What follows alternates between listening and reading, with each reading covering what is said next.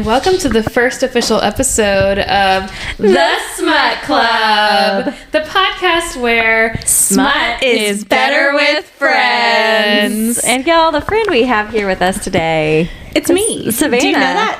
Please welcome Savannah Do you recognize this voice? The voice of a friend. Y'all, we are all in here tonight. I know you're concerned that the voice of Brandon is missing from this group of four. We are also concerned. We're kind of honestly. concerned. It breaks our hearts. Brandon is a busy man. He works many hours, and sometimes those hours include working out of town. And so Truly. He's not in the town that we live in currently.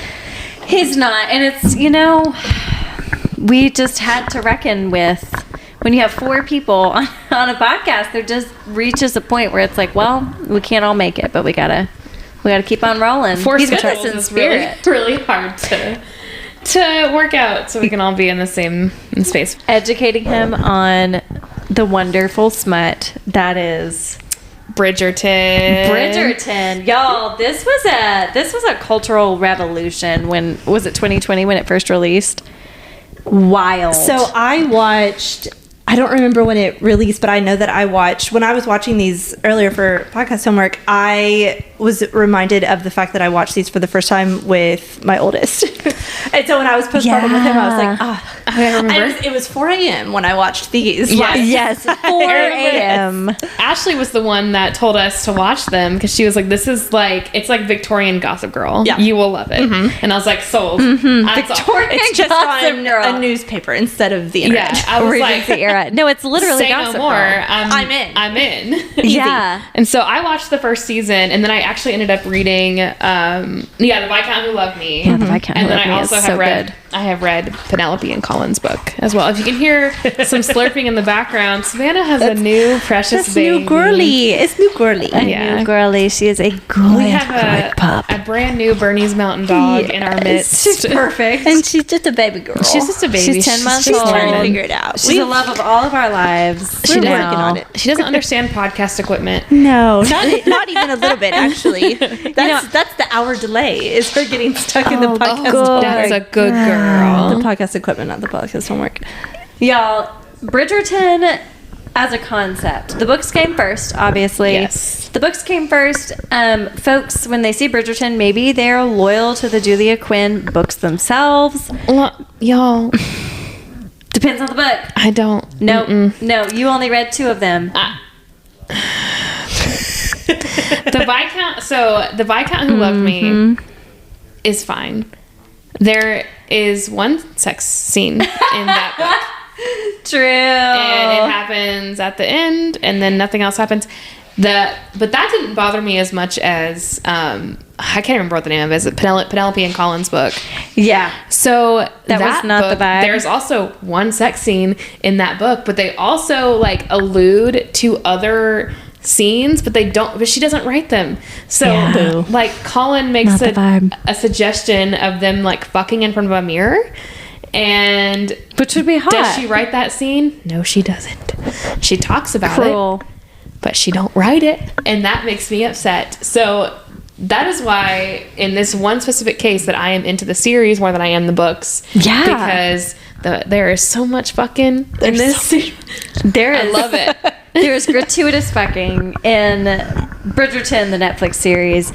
I will say that when he was wicked, so that's Francesca's story. That I will say I have not read all of them yet. I'm trying to think. I've read An Offer from a Gentleman, so Benedict's, Francesca's, I know, Anthony's, Daphne's, and Romancing Mr. Bridgerton. Oh, Penelope and Colin. Yeah. Okay, so that's been a minute. So yes, those are the ones that I have read. Obviously, there's a million Bridgerton siblings, and so I haven't read all of them. But and when he was wicked, with Queen Charlotte. yes. When he was wicked was pretty hot on the smut scale. So okay, that's good to know. I mean, I've not read any of them for Regency era. Okay, yes. I listened to Penelope and Colin's, and I read The Viscount Who Loved Me.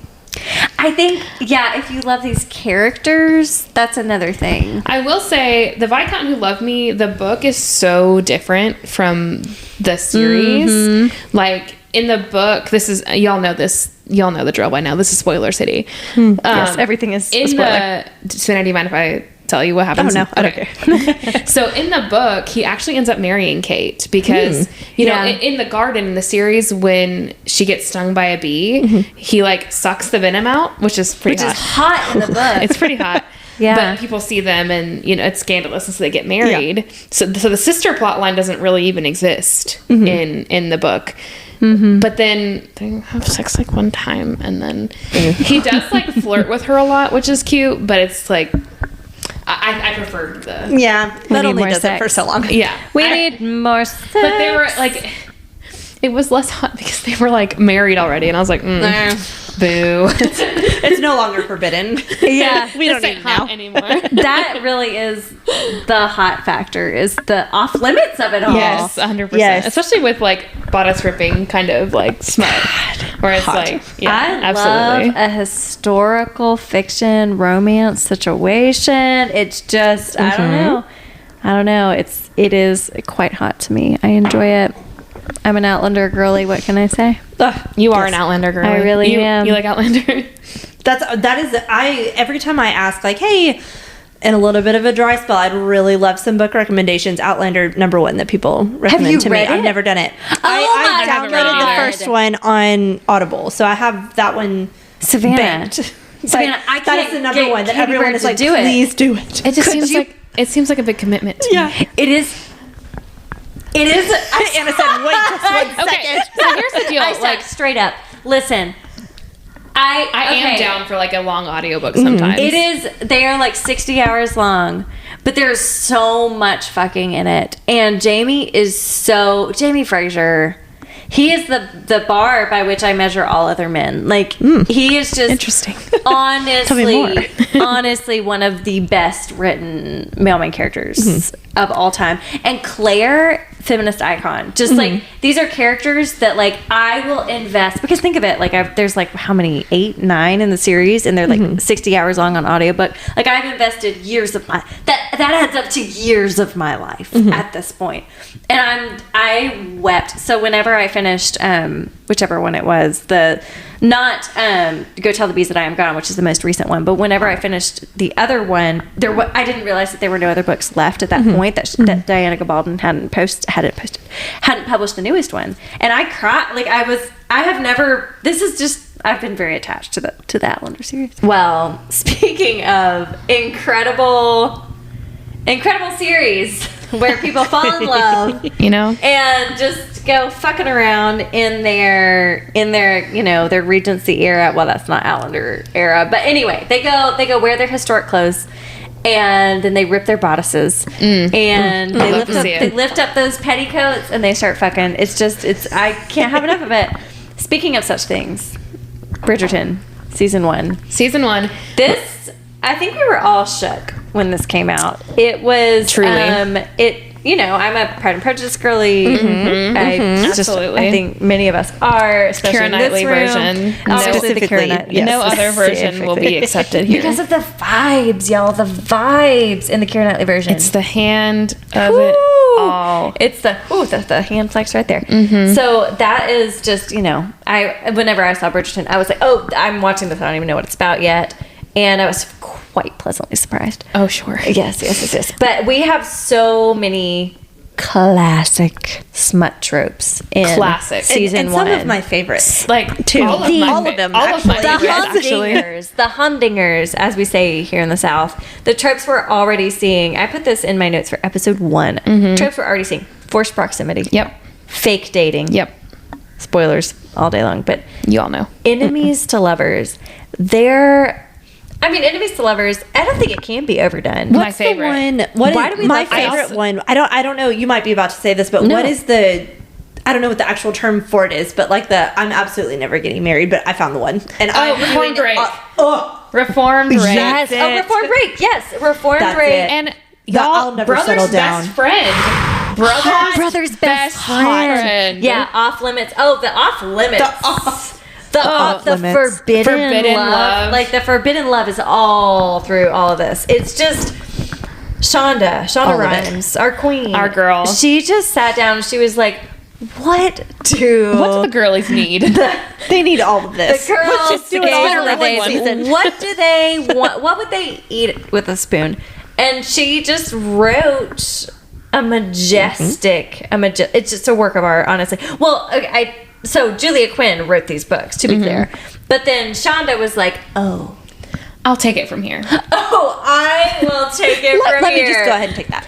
Honestly, this is award winning. I don't have like the breakdown of all the awards that this, but the costumes are just absolutely stunning. The musical scores, yes, we're getting Ariana Grande, we're getting Taylor Swift, but it's all instrumentals. This is a phenomenal series. It's so beautiful. We're getting My best friend ended up walking down the aisle to a Bridgerton. Yes. Yes. It's so gorgeous. And we're getting people of color in roles that they normally wouldn't be in, which is Shonda, true to form, does such a great job incorporating all identities, especially people of color, in different roles that are just, it's really lovely to see because representation matters. And so I feel like Julia Quinn wrote a series, a historical romance series that we're all like, okay, yeah, Bridget Bottas, this is great. And then Shonda took it and turned it up to 11. Yeah, we love it. So in this episode, we're going to cover episodes 1 through 3 of season 1 of Bridgerton. Y'all know how this goes. We have notes. Anna has themes. And Savannah has vibes. And I'm here. Savannah has some notes. And she mostly vibes. And my notes are super fun this time. Oh, amazing. All right. So it's a lot of just capital letters. Just really excited. Very good. Just happy to be here. I love good. Yes. So I have a note at 1 minute and 23 seconds. So this is Julie Andrews. Yes, the love of my Julie Andrews does the narration. She narrates for Lady Whistledown. She narrates for the show. She does the beautiful VO. And the moment I heard her voice, beautiful. I knew that I was in the right place. She is the queen of my life. I love Julie Andrews. The English, love her. The Sound of Music, it just makes me feel like I'm in the right place. Princess Diaries. The Princess Diaries. Everything. Comfort movies. Yes. At 1 minute and 23 seconds, Julie Andrews comes with a voiceover and says, a shockingly prolific family noted for its bounty of perfectly handsome sons and perfectly beautiful daughters. I mean... And it shows their portraits. So as she's doing that voiceover, it shows their beautiful portraits on the walls. I, as an interior design loving girly, I thrive in these spaces. They're just stunning. And there's these gorgeous oil paintings of these really hot siblings. It's as if they're created for a romance series. Yes. I don't know. I know we're in Daphne's season, but Anthony Bridgerton is just very important to me. Yes. 100%. Watching this season back, I was like, ew. I forgot how irritating he was in this one. He's bad in and season I'm also 1. just a Simon lover. I do, yeah. I have many notes about Simon as well. Truly, after when season 1 was over, I was like, oh, so we're done with Simon. And we're done come back. Like, yeah, my God did. I was like, well, I guess I won't be watching anymore because I love him. And then I did, and I was like, okay, never mind. I liked it. Okay, this is still good. Never mind. Yeah, and the actor dipped after season 1. He was like, nah, I'm good. Yeah. Yeah, which we respect. That's fine. You really did do your thing. Thank you. You did what you needed to do. I stayed awake during all of the feedings, so I was doing just fine. Thank you for your service, sir. Mm-hmm. Thank you for your service, sir. Okay, and then at about 3 minutes, we actually meet Anthony Bridgerton. Oh, I've got a note about this too. How do we meet Anthony Bridgerton? There's an I can see you moment. There's an up against the wall. There's an all caps. On my note. My note is Anthony's up against the tree moment is hot. He is a rake and not a reformed one. Oh no! Y'all. So help. Explain what just happened. So Savannah was watching Bridgerton when we walked in, so I had paused it so the sound wouldn't interfere in the podcast. And you know how after you pause Netflix for so long, it'll just jump back to the main screen, and we've got Anthony Bridgerton in his soaked peasant shirt with his angry expression. Oh, he shaved the sideburns a little bit. That's good. Part of my note for the up against the wall with me was, oh god, I forgot about the sideburns. The sideburns are bad in I season forgot 1. about the season 1 Y'all know sideburns. that's the style. That's historically correct. It's unfortunate, but it's correct. I don't care about historically correct. Mutton chops. I need it gone. I truly. Mutton chops. And I also, in that scene, so I understand the whole pocket watch situation. I really get it. But also, if a man ever checked his watch while we were having sex, I mean, active, like, penetration. Like, he is just shoving her up against the tree. She's vocalizing extensively. He's having a great hitting the time. spot, and he's checking his fucking watch. Also, I his would die, done. die of Immediately. mortification. the man holding the horse, his servant or whatever holding the horse, is just has his back to He's the. just there. Yeah. Nope. Like, this is just normal. Okay. He's like, this is fine. That was hysterical. Ain't no But way. yeah, I mean, we're really setting the tone in season 1, episode 1, because none of us knew really what we were getting into. And then We found out real quick. we were like, oh, well, that's what we're doing. great. I'm here for it. Oh, there's gratuitous Sexual content. as we Just how I like it. would want. Okay, so at 5 minutes, I have they're meeting the queen for when they're introducing themselves for I don't know, they're coming out Debutante. They're debutante. Sure, That's when they But kept to the saying queen. debutante, and I was like, yes. We have a debutante in your the room. resident debutante. What a title. You're That's me. any debutante question we ever have. we have one. We can ask Savannah. I was thinking as I was Yeah, watching, I welcome was like, to the thank South. God that is not what that is any longer. I mean, It's just more of like a thing that you do. It's like a symbol. Yeah. At this Tradition. point. Yeah, no, I wasn't doing I any found of it that. interesting that the Featherington sisters, when they're introduced to the queen for their coming out, they're not wearing those bright colors. They're wearing very well, I think muted. they have to wear white, right? But they were wearing like gray, like it wasn't white. Oh, They're that's a good. wearing like muted colors. The family colors, as Mrs. Featherington Yes, said. I just was wondering why at meeting the queen they didn't wear their family colors, but at every other ball they're wearing their family That's a good colors. point. Oh, the colors are truly Traditionally, terrible. typically, at the actual presentation ball, you do have to wear white. Yeah. That's what I would do, at least. And the gloves. Yeah. Like the, all the way up. I think. So I'm wondering, and I wonder if, Well, I and mean, I've I read imagine the it probably book. did, but like the muted color, I assume probably symbolized something, but Sure. Yeah, I'm sure it did. I just was like, I don't understand. I didn't give a lot of thought to that. Yeah. The Featheringtons are fascinating throughout. I also this is season 2, but like Lady Featherington, her plot line in season 2. Nope. I'm just not super interested. I don't care about it. I'm not invested. Yeah. Like she was like kissing her cousin or something. What's happening? Yeah, we don't need. Bye. Anyway, that's season 2. Featheringtons. That'll be in a We future get future episode. They're villains, but you know what? Anthony's kind of the villain in this season. He kind of is. So I was watching episode 1 and I was like, oh, I forgot that He's he kind of acted a this way. dick. Is that he's a hot? total dick. And then literally the next minute I was like, oh, no, this is not, I forgot, this is not hot. I forgot. I did not My like note- really bad, Anthony. actually. My note here is, and I don't have timestamps, but I want to punch Anthony for the idiotic way he's being the Yes. big responsible man by promising. This is a spoiler, but promising Daphne to Nigel Burbrook for who attempted to sexually assault her. Like it's he. I want to punch him. I have for, many a note on that. Yes, That part. I as well. Yeah, but like, sorry, that's jumping around. But Yeah. he's very punchable until he like starts. You can see his character arc in this. Like he changes. Yes. Yeah, I don't want to jump ahead too much, but I do like have some notes about the way that he treats Sienna is like not okay, and like I'm on Sienna's side. Like, Yeah, 100%. That was not. I mean, when they were having sex, the way he was treating her was. He's great at it. Yeah. That's just fine. But It's otherwise, yeah. And don't be Yeah. a dick. So at 8 minutes and 42 seconds, this is Julie Andrews doing a voiceover again. This is when we first meet Lady Whistledown. Yes. Her first paper is being distributed. And I loved this quote.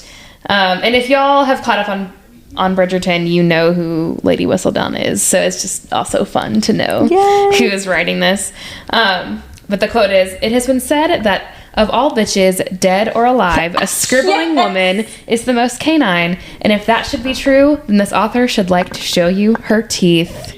Like, pop off, my girl. Like, I wrote here, what's the opposite of Walmart brand? This is like designer Gossip Girl. Gucci Gossip Girl. Gucci. This is like dressed up. This is because you can. This is no Dan Humphrey. Exactly. This is no Dan Humphrey. This is like some saucy English Gossip Girl. So good. Yeah. I love it. For real. And then the next note I have is about Marina. So Marina enters the scene. That's the cousin. Yes, that's the Featherington cousin. And Miss Lady Featherington is pissed that she's like this beautiful, like multiracial Gorgeous girl. How dare she? Gorgeous. How dare she exist being beautiful? Yeah. And I also wrote here, like, not to jump too far ahead, but like, how do we feel about Marina's plot line? Truly terrible. Wait, I forget Really what didn't actually. love it. I also, as I was watching it back, it came rushing back to me, but I remembered how much I hated it. I agreed. And I was like, giving Vanessa from Gossip Girl. Yeah. I hated it. you're going to really put her in this position. We're going to do that right now. Why Awesome. is she here? Yeah. Yeah, it's a weird. It did serve to kind of set the stage for how terrible Lady Featherington is. Yeah. I think that was part of the reason that she was there, was to show like, oh no, she's really a villain because she's treating this poor girl like this. I know, and like, I'm like, sorry, but I do kind of feel bad for Lady Featherington because her husband's a piece of shit. Sure. Like, she's in a loveless marriage, and a lot of them are. It reminds me of, as I was watching, and it may be intentional, but the colors and the hair remind me of Cinderella and the Ugly Stepsisters. Oh, yeah, it reminds me of that. absolutely. And so Yeah. as I was like, oh, okay, I understand. Yeah, I she's get supposed this. to be the wicked stepmother. Yeah. It's that's kind of maybe another trope. There's a lot of themes that like we're all very familiar It's the with. colors specifically, the way that they do their hair and the colors. I was like, oh, these are supposed to be the Ugly Stepsisters. I get it. I It's got exactly And the it's same like, colors. Like, Penelope's definitely the Cinderella. Like, they treat her badly, Yeah. but she's definitely like the kindest and the most pure of heart of all of them. She's wonderful. I love Penelope. Yes, the best. Bad bitch. Oh, so and good. then, so I had that note at 13 minutes and 13 seconds, and then like 30 seconds later, I was like, never mind.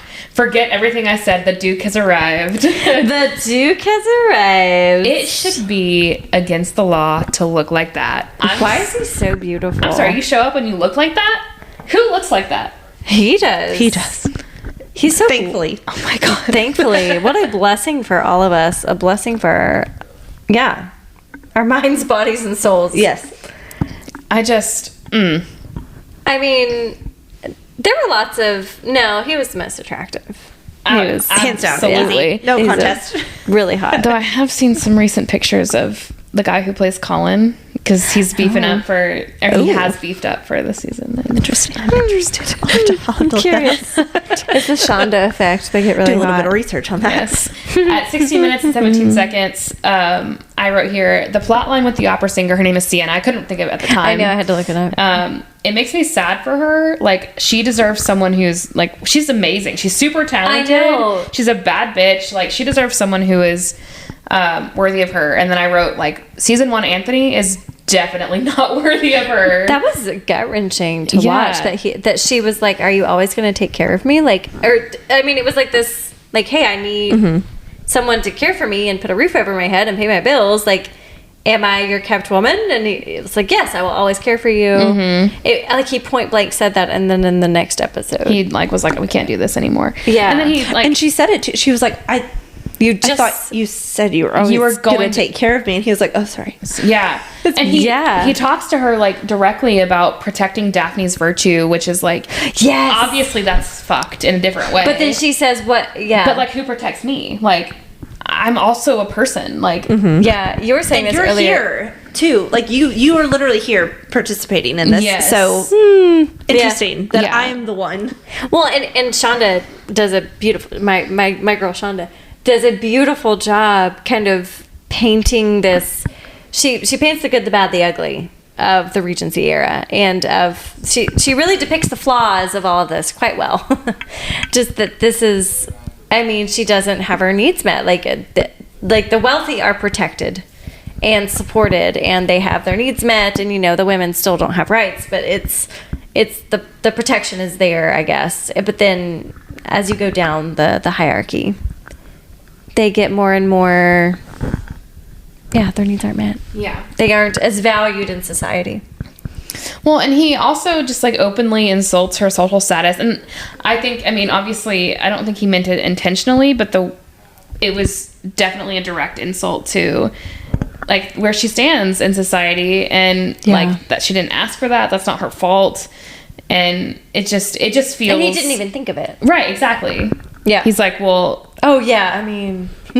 Yeah. He's like, well, Daphne is a woman of status. Like she needs to marry like someone who's worthy of her. And she's like, well, okay, but what about me? I'm still I too am a person. And you're a man of status, but you're sleeping with me. Yeah. You're paying all my bills. You're putting roof over. What? Interesting. Mm-hmm. Like she's got to be. I have this woman of virtue. So many notes about that specific that kind of thing. Yes. Yes. The next Very thing I have is just we get a strings version of Thank You Next at the first ball, which is fun. Love to see it. And then at 20 minutes and 49 seconds, look, so I know that the character, Anthony, is straight as hell. The actor, however, is not. He is gay. I didn't realize that. Yeah. Oh, interesting. And I feel like that side of him came out a little bit when he was like describing all of the ways that the men were not worthy of Daphne. He was like, that one's gross. I don't like that one. I don't like that. Absolutely not. He was like, no, his face is ugly. I don't like that one. He was spilling the tea. Yeah. He was like, I know, I have the receipts Yeah. on all of their bullshit, and absolutely not. And that was the moment where I was like, wait, is this hot? Like at first, when he at first was like, no, absolutely. But then he went into a weird territory, and I was like, no, never mind. Yeah, very controlling, but it was kind of hot that like, oh, it was endearing at first. Like he did look so proud when the queen called Daphne flawless. I loved that. I thought that was so sweet. Yeah. But then it was like, what the fuck's wrong with you? Yeah. I don't like that. It got real weird real quick. Got real weird. Especially like as like we all have brothers. Like, nope. I separated that in my brain too. I was like, oh, it's hot that you care, and then I was like, ooh, this is a protective brother situation. That was like that. But it's like a weird Streets and Sheets. Yeah. Or like I guess Regency era romance novel versus reality. Yeah. We're like, oh, well, and I had for that reason too with the brother's friend trope. I'm like, well, sometimes that doesn't work well with me. Well, for the your brother, as mine is 10 years younger than me. I'm like, well, I Savannah's can't brother really is a child. Brother's friend. He's very young. 10 years younger. That's not okay. That's a fresh adult, actually. Yeah. A fresh and like when I think about it, like my brother and I are very close. My younger brother and I are close in age, but his friends are gross, and I would you would never catch me. Now my older brother's friends, like I could maybe. I mean, I wouldn't, but it's like. I feel like when they're older than you, it's a little hotter for sure. Than my younger brother and his weird friends. I'm like, no, thank you. Like that. It seems a little more. It feels a little more unattainable when they're older than you. The forbiddenness. Yeah, absolutely. It's hot for sure. So at 24 minutes, Daphne runs straight into Simon. She's walking from Lord Burbrook, who's just the grossest man I've ever seen. They did a great job with that. Yes. He was detestable. He was gross. But I wrote here that, like, I read enough smut to know exactly how this was written. That, you know, you turn away from whoever you're talking to, and then you run into a wall of solid muscle. What? And then... Yeah, you can see it coming. Man. Yeah. Like, yes. Oh, and no. You look up, and it's, like, the light eyes, the dark skin. Yeah. I slammed into a solid wall of muscle. Yeah, it's and he said something snotty about like, oh, if you gotta like, introduce yourself better than that. Yeah, she's like, if you want to talk to me so bad. And then that's when it clicked for me. Oh, this is enemies. Yeah. They hate each other. Oh, this is hot. She's speaking frankly to him. She's showing up authentically and saying, oh, shut up. And I'm like, that's our girl. This is perfect. Oh, they're enemies. Go girl. Yes. Yeah, my next note is literally like, okay, so this is brother's best friend trope and enemies to lovers and fake dating. Like we have it all. We have it all. We have everything. All we of need. my favorites. Every box is checked. Like it's hard to do that many tropes. There are some tropes that just it's going to start feeling forced after a while. Like the forced proximity starts feeling really forced, and it just all kind of some don't overlap well either. These were all they mesh well together. It was all delicious. Yeah, because the enemies things didn't last super long. because they quickly became they friends. bantered a lot as enemies, and then they were like, oh, we've got a common purpose here. And then the friendship was really sweet too. I really liked that. You should marry your best friend. Marry your best friend. Yeah, that's what Violet said. Exactly. I love Violet. She's just badass. I have several notes about Violet. And then 27 minutes and 37 seconds. So after Daphne gets called flawless by the queen, it actually turns out that Marina is the one that gets the most suitors after the first ball, which love it. And Penelope is just so happy for her. Yeah, she's a girl's girl, and yes. I love that. She's like, I don't care about me. I don't want any suitors. Look at my girl Marina. Helping her write her little letters. Yes. That's what I wrote. Is I would love for men to show up with gifts to speak to me. I would love that. Just give me things. Yes. And then maybe I will allow you to speak to me. Maybe if you bring me gifts. I literally wrote, one showed up with a dog. It's giving Barbie is everything, and he's just Ken. Like that's exactly what right. it's giving. It's like, bring me presents, and Ken maybe only I'll has a consider good day you. when Barbie looks at him. And Ken. Ken only has a good day when Barbie looks his way. If you give me flowers and give my mom flowers, then maybe I'll consider it. We'll see. I don't know. Expensive flowers. Yeah. I'll be over here chat. though. That's fine. Sure. That is the fun. Yeah, I would be very giggly. Okay, so then 32 minutes, 56 seconds, Daphne starts talking her shit. She's an interesting character because she seems like she's reserved, but she always has an opinion and she states it, which I love about her. Yeah. But she's talking to Antony and she tells him, you have no idea what it's like to have your life reduced down to one moment. Yeah, because especially in Regency era stuff, we have women who it's like your only purpose in life is to marry. Your job is to get married. It's the Hamilton song, my only job is to marry rich. My father has no sons, so I'm the one who has to social climb. Yeah. It's an intense weight to have, and we've been exploring this literature for this has been popular. The concept of this is their one role, this is their one thing that they have to do, and then the woman's tortured actual feelings within that of this is not okay. Especially after I didn't. Full disclosure, I watched part of Queen Charlotte, not all of it. Yeah, me too. But watching Lady Danbury's story in that was really difficult because she was in this horrible marriage with this much older terrible guy, and she was having to have sex with him, and it was definitely not consensual. It was super uncool, and I'm sure that's how many marriages were back then because it was women are property and you pay a dowry. It's like selling a cow. It's well, and Nigel asshole said something to that effect. He was like, well, when you're buying a horse, you don't negotiate with the horse. And that was a common square up. Yeah, that was a common perspective. He said something very specifically that I made a note about that was basically well, if I had known she was damaged, which we can get to. Living in the South with purity culture, there's a whole mess of things. But yes, I'm an old shoe. No worries. Oh, I'm chewed up gum. Okay. Yeah, a crumpled up piece of paper, if you will. Yes. Yeah, take a shot. So and then 37 minutes. This is shifting gears a little bit, but Lady Danbury and Lady Bridgerton scheming to get Daphne and Simon together. That's me, bitch. Love it. Girlie's just like me. Here's the thing. At some point, it clicked vaguely in the back of my mind as I was watching Violet, who the real MVP of this entire series is Lady Bridgerton. Violet. She's everything. Love her. She has her own book. I haven't read it. But is it her and Bridgerton's story? Yeah, it's the origin story of it all. I could read that. I know, so many times. But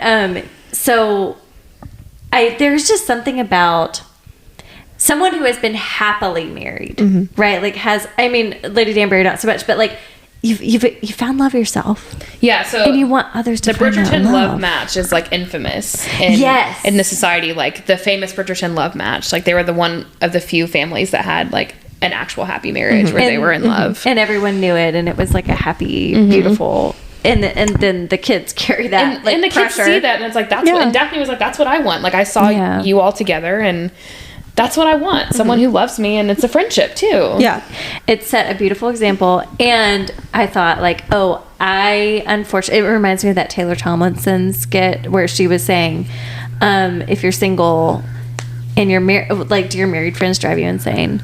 And because I think I'm that married friend. Well, yeah. I think that's what clicked for me, is I'm like, oh no. I want the drama. I'm not sexy, fun Daphne. No, I'm the old married woman. I'm Lady Gunberry. Who's like, so I want everyone to find love, and this is how. And I will do it for you. And I'll show you. I will tell you what to say in your text message. Exactly. You type exactly what I'm saying right now. No, Put on your voice text right now. I'm not kidding. Like, just send him a voice memo from me. That's literally what that's what we do. Yeah. We're like, so, and it's not like to meddle. It's just like, I found this, and I want you to have so this happy, too. and I love you, so I want you to be so It's happy. genuine. But Taylor Tomlinson, from a single girl perspective, is like, that is the most annoying shit in the world. Well, yeah, I'm sure it is. I'm sure it is. Absolutely. Yeah. The thing is, and like, it sounds superior. I'm sure that's not at all the heart of it. But and y'all, like, we're at the age where we are too old to have used dating apps in our lifetime. And so for our friends who are single, we're like, what is this? We never got to do this because, like, it is so fun. Like, to put things into perspective, I didn't have an Instagram until I was in college. yeah, Like, dating apps just didn't exist. Yeah. well, especially if you got married as young as we did. Yeah, because like, it was getting married at 21, I was never once even thinking about a dating app. I barely had an Instagram. There was no brain development happening when I was married. Yeah, absolutely. Yeah, 23 at that point. So it was just like, it didn't, there were no dating apps. And so it just makes me so happy. And I wish that my single friends would just be like, just let me play. Just let me play with it. Let me have fun with their love lives. I do have Brandon's Hinge on my phone. You know what I mean? We may. Live on the pod. Just kidding, Brandon. We never Just do kidding. that. But I sure do put a lot of energy. I give it my best shot, though. I try it. I do think I know everything about everything. I sure do have a lot to say about it. I remember feeling that way too, like when my brother-in-law would come and tell me about, anything he was doing, and I was like, well, what if you just like went out and met people? And What if you just did this? You can't do that now. What if you talk to him? You can't just do that. Okay. Yeah, I was like, little brother, I did this a lot. Why do you have to go on Bumble? Why can't you just go meet people? And he's like, you can't just do that. Go to a Taylor Swift concert, meet somebody. Just go meet someone. Yeah, just it's not that hard. Just go do it. Go look lost in a Target. It is very hard out here actually right now. So. Yeah. Well, speaking of making love matches, this is why I am Violet, and Violet is me. I know. Why do I identify so much with Violet? She's the best. Minute 41, 15 seconds. Quote, I am one to believe that reformed rakes make the very best of husbands. That's my bitch. She's like, I mean, at least they know what they're fucking doing. Yeah. That's what she's saying. You're not some weirdo. Violet, in that moment, she's like, saying, girly, get you like, a reformed rake. Get you a whore. Get you a man who knows what he's doing. That's what she's telling her daughter, which is wise advice to impart to her child. Absolutely. She's on Daphne's side, and I love she's that. Like, reform breaks. He knows how to find the clit. Like, and that is just at minimum what we're looking for. Basic. That's 101. Bar. Yeah, the bar is pretty low. I can't remember if I noted it specifically, but I do, like, she is so always on Daphne's side. Like, the scheming. Oh, I did note about, like, using the maids, and we'll talk about it. But I am obsessed with that. Yes, I think. Well. We should take a shot for every time we say we'll get into it. We'll get to that. We'll get to that. We'll get to that. It's because we go sequentially through it. And they're like, oh, but this is... Like, the way my brain works is so, like, sequential, and so I'm like, don't go jump ahead. I don't have a sequential cell in my body. I'm the most non-linear. I'm like down on episode 3, and I'm like, oh, could I say this now? Can we talk about this? On episode 3, right? I'm gonna go ahead and say it now, and then y'all just tell me if I can. So we do have what chaos we would have. We have some foreplay shadowing at 45 minutes and 12 seconds for a future season. Cullen doing a good protect of Penelope again when Cressida Cowper is a dumbass bitch.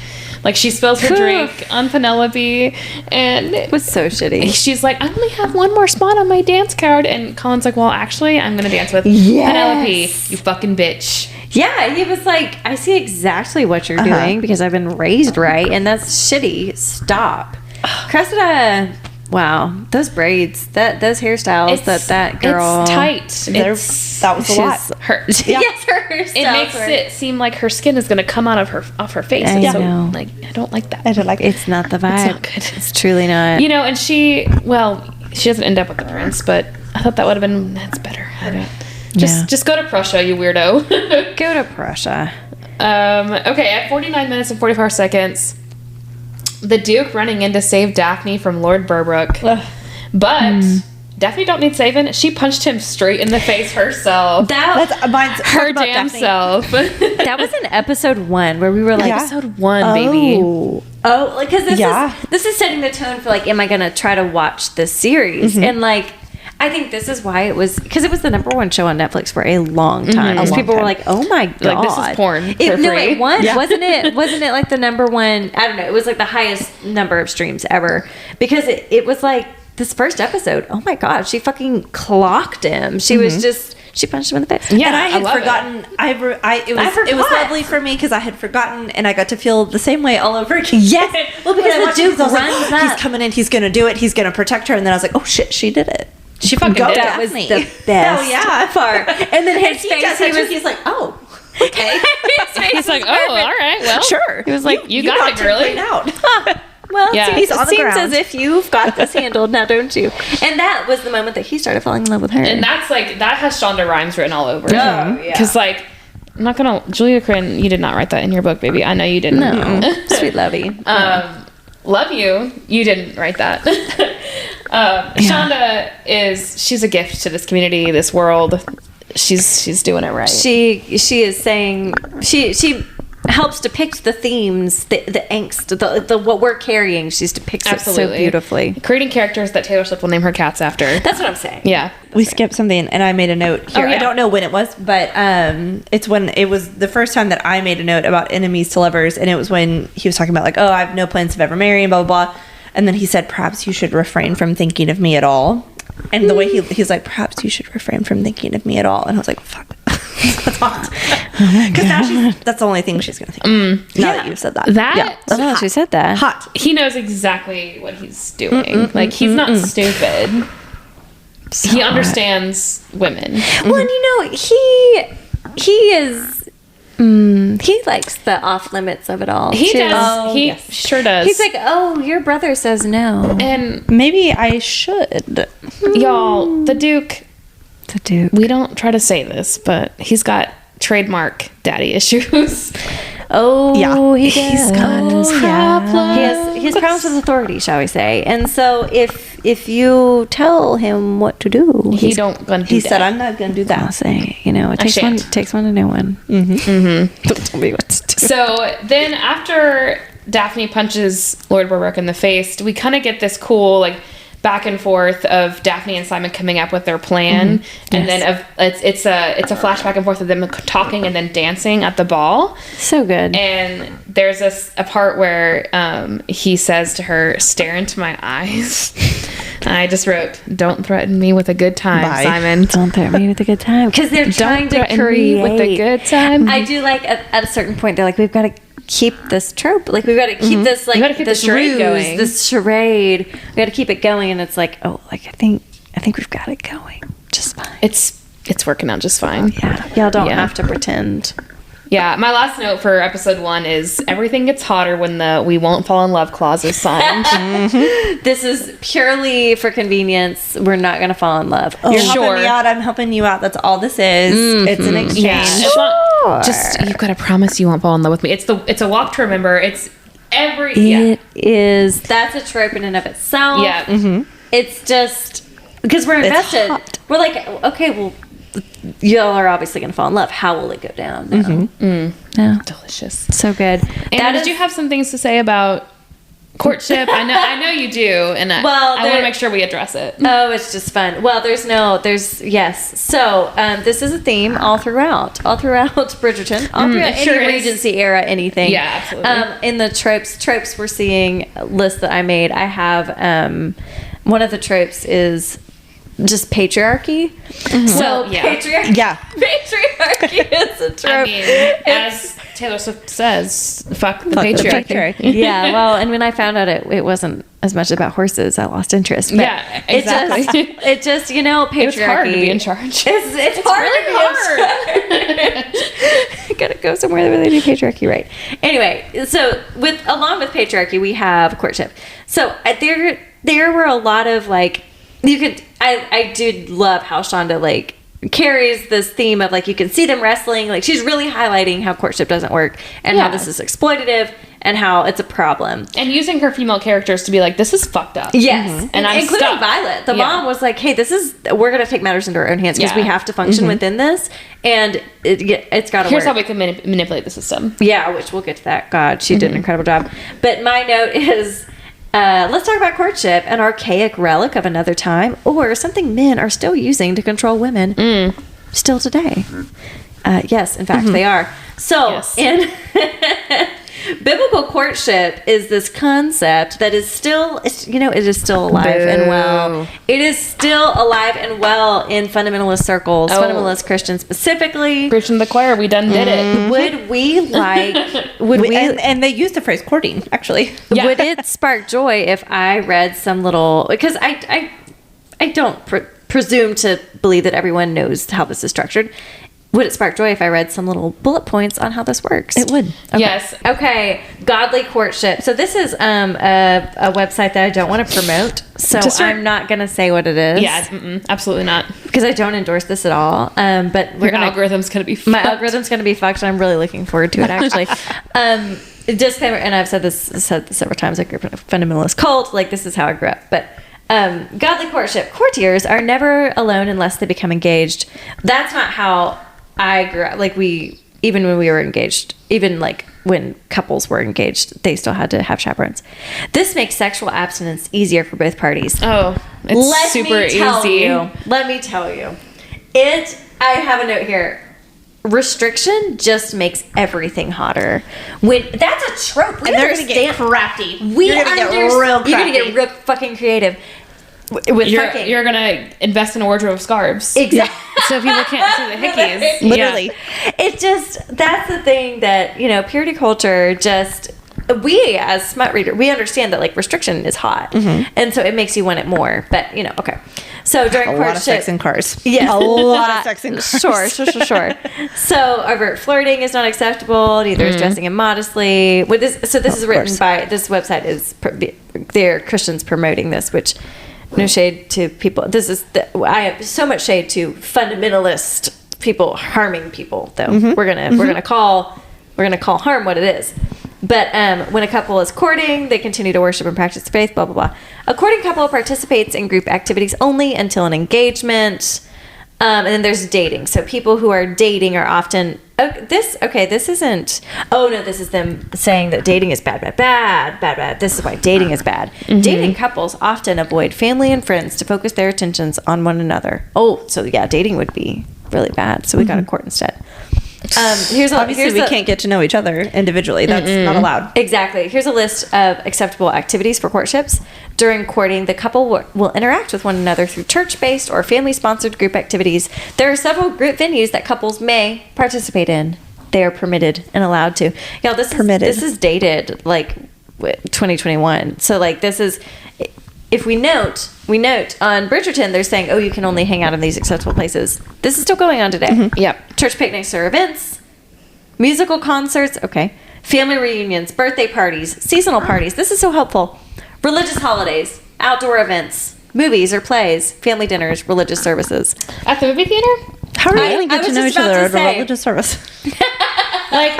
What are you going to talk about? The thing is, like, the theme there is that there is no one-on-one conversation happening at all. Like, you are not getting to know this person. You don't get to know the person. Yeah, absolutely not. So, yeah, to like, that's the point. Yeah. Because women are bought and sold. Like, they're commodities. Like that. So, if anyone's familiar with the Duggars, like they kind of break this down in Shiny Happy People, but that is the point. Like this is to control women, and these are deals being made. So there's like conservative, there's like I Kiss Dating Goodbye, and then there's like, so like that's one mainstream kind of, hopefully we're doing away with those structures. But now this is like fundamentalist courtship where it's like the fathers are coordinating this. That's how it goes. And so the men of the family are deciding whether or not you can be together and to what extent. It doesn't feel, it is incestuous. It's disgusting. It's gross. It's like, gross. Yeah. Well, and like, I mean, I try to like zoom out and do like, these are the themes in this way of life, rather than like saying that this is exactly what happened to me, because I'm trying to protect parts of my story. But like, it's just, that was kind of the point, was that the men were making the calls for like how women showed up and how they wore, like what clothes they wore, like who they dated, how they dated them, where they dated them, always supervised. And it's when all of the men are, because that's a theme here too, is that the men know everything about sex in Bridgerton. Yes. No secrets. He says that. Simon says that specifically. Men he was like, I find it very fascinating how little daughters know. Yeah. Yes, and so and Shonda Rhimes is doing a great job explicitly explaining that like the men knew everything. They were having lots of sex. The women didn't know anything about sex, and it was constantly under wraps. And so therefore they can be manipulated, they can be harmed, they can be abused because they don't know, and they're not trusting their own gut. He says, I'm laughing at the absurdity of how little mothers tell their daughters. Yes. That is the exact quote that he says in relation to that. And like, that implies that the women know. The whole theme of season 1, like spoilers, is that Daphne doesn't know what cum is. Like, the theme of the season is she's learning what cum is. So he says he was like, when you touch yourself at night, and she was like, I don't know what you're talking about. Yeah. So her face is like, what? Yeah, like, you can do that. Knowledge is power, and when you restrict knowledge, especially from women about their own fucking bodies and about what people can do to your body, that is just, it is setting them up perfectly to be taken advantage of, abused, and manipulated. And that's the fucking point. That is the point. It has been written about and it has been talked about. It is what I do for a living now, is helping people heal who they were systematically set up to fail. Yeah. Like, they were set up to be abused. And they're going to feel like they can't say anything, because if they... Because they're sitting here like, oh my gosh, this is such a shameful thing that has happened to me. So now I guess I'll just let this happen to me. And maybe it was because a little bit consensual, but it also wasn't, because I didn't specifically say no, but I also didn't say yes. I also didn't agree to this. So I don't know what to do here, because if I tell someone that I'm a whore, and the idea, if I don't, then I feel terrible. The idea of consent is just not even a question in this, like, especially if you're already married to someone, like. Yeah, the idea of having bodily autonomy or trusting your gut intuition about, hey, these are my boundaries. This is like what I'm comfortable with and what I'm not. That's not even remotely factored in. And I think it's one thing to like see this in a show and to like see it in rape culture, or what is it? You know, like this idea that like it's always women's fault. It's one thing to see that, but like this is just something that's actually explicitly being taught in circles of faith. Yeah. And it's creating these rampant cultural problems that have just, I don't know, I see it a lot. And it's, I hope that a lot of these folks, you know, grow up and then find our podcast and are like, hey, I have a lot of shame about sex and about smut, but there's this podcast, I don't know, you know, hopefully they're finding resources. And I just always want to be the voice for, I remember when I was healing and trying to like grow, I felt so different and odd that like, we're all talking about, you know, sex is everywhere, but like, I didn't even know that was sex, or I didn't know that I was allowed to say no. And so I always just loved being the voice for the girlies who like, no, they were taught to be abused. Right. They were taught, like, it was set up for you to fail. So I don't know, girlies, y'all can trust your gut. You can, you know, hopefully people have Google now and they can just like look things up. Yeah, absolutely. Yeah, we always encourage you to trust your gut. If it doesn't feel right, it probably isn't. It probably isn't right. Yeah. Yeah. And you know, the good thing about Bridgerton is that, I mean, these are characters that are like written by women, and so obviously Simon he's going to protect Daphne from people who are going to try and force themselves on women, and he would never do that. Like, that is a big part of his character, that he is like, why would I force a woman when like I could find someone who is willing to do this with me? Like, why would I do this? Yeah, it's I don't know. Simon is great. Yeah, he is. But he wants to protect Daphne. Yeah, he does. Simon does a good job. But yeah, Anthony's whole role to try to like set this up for Daphne. I think we're in our culture, we're fascinated by like watching these shows where they do that, and it's like these men are controlling the women's world. This is so bizarre and awful, and it's like, oh, it's because we're seeing our lives played out sometimes. This is yes. It's reflecting. Yeah, that is the patriarchy, exactly. Yeah. So anyway, that's my little soapbox about, I don't know, courtship is weird, but it happens and it's enforced, actually. Yeah, and it's insidious and harmful. So correct. And Streets and Sheets. It's super entertaining in a Sure. Regency era.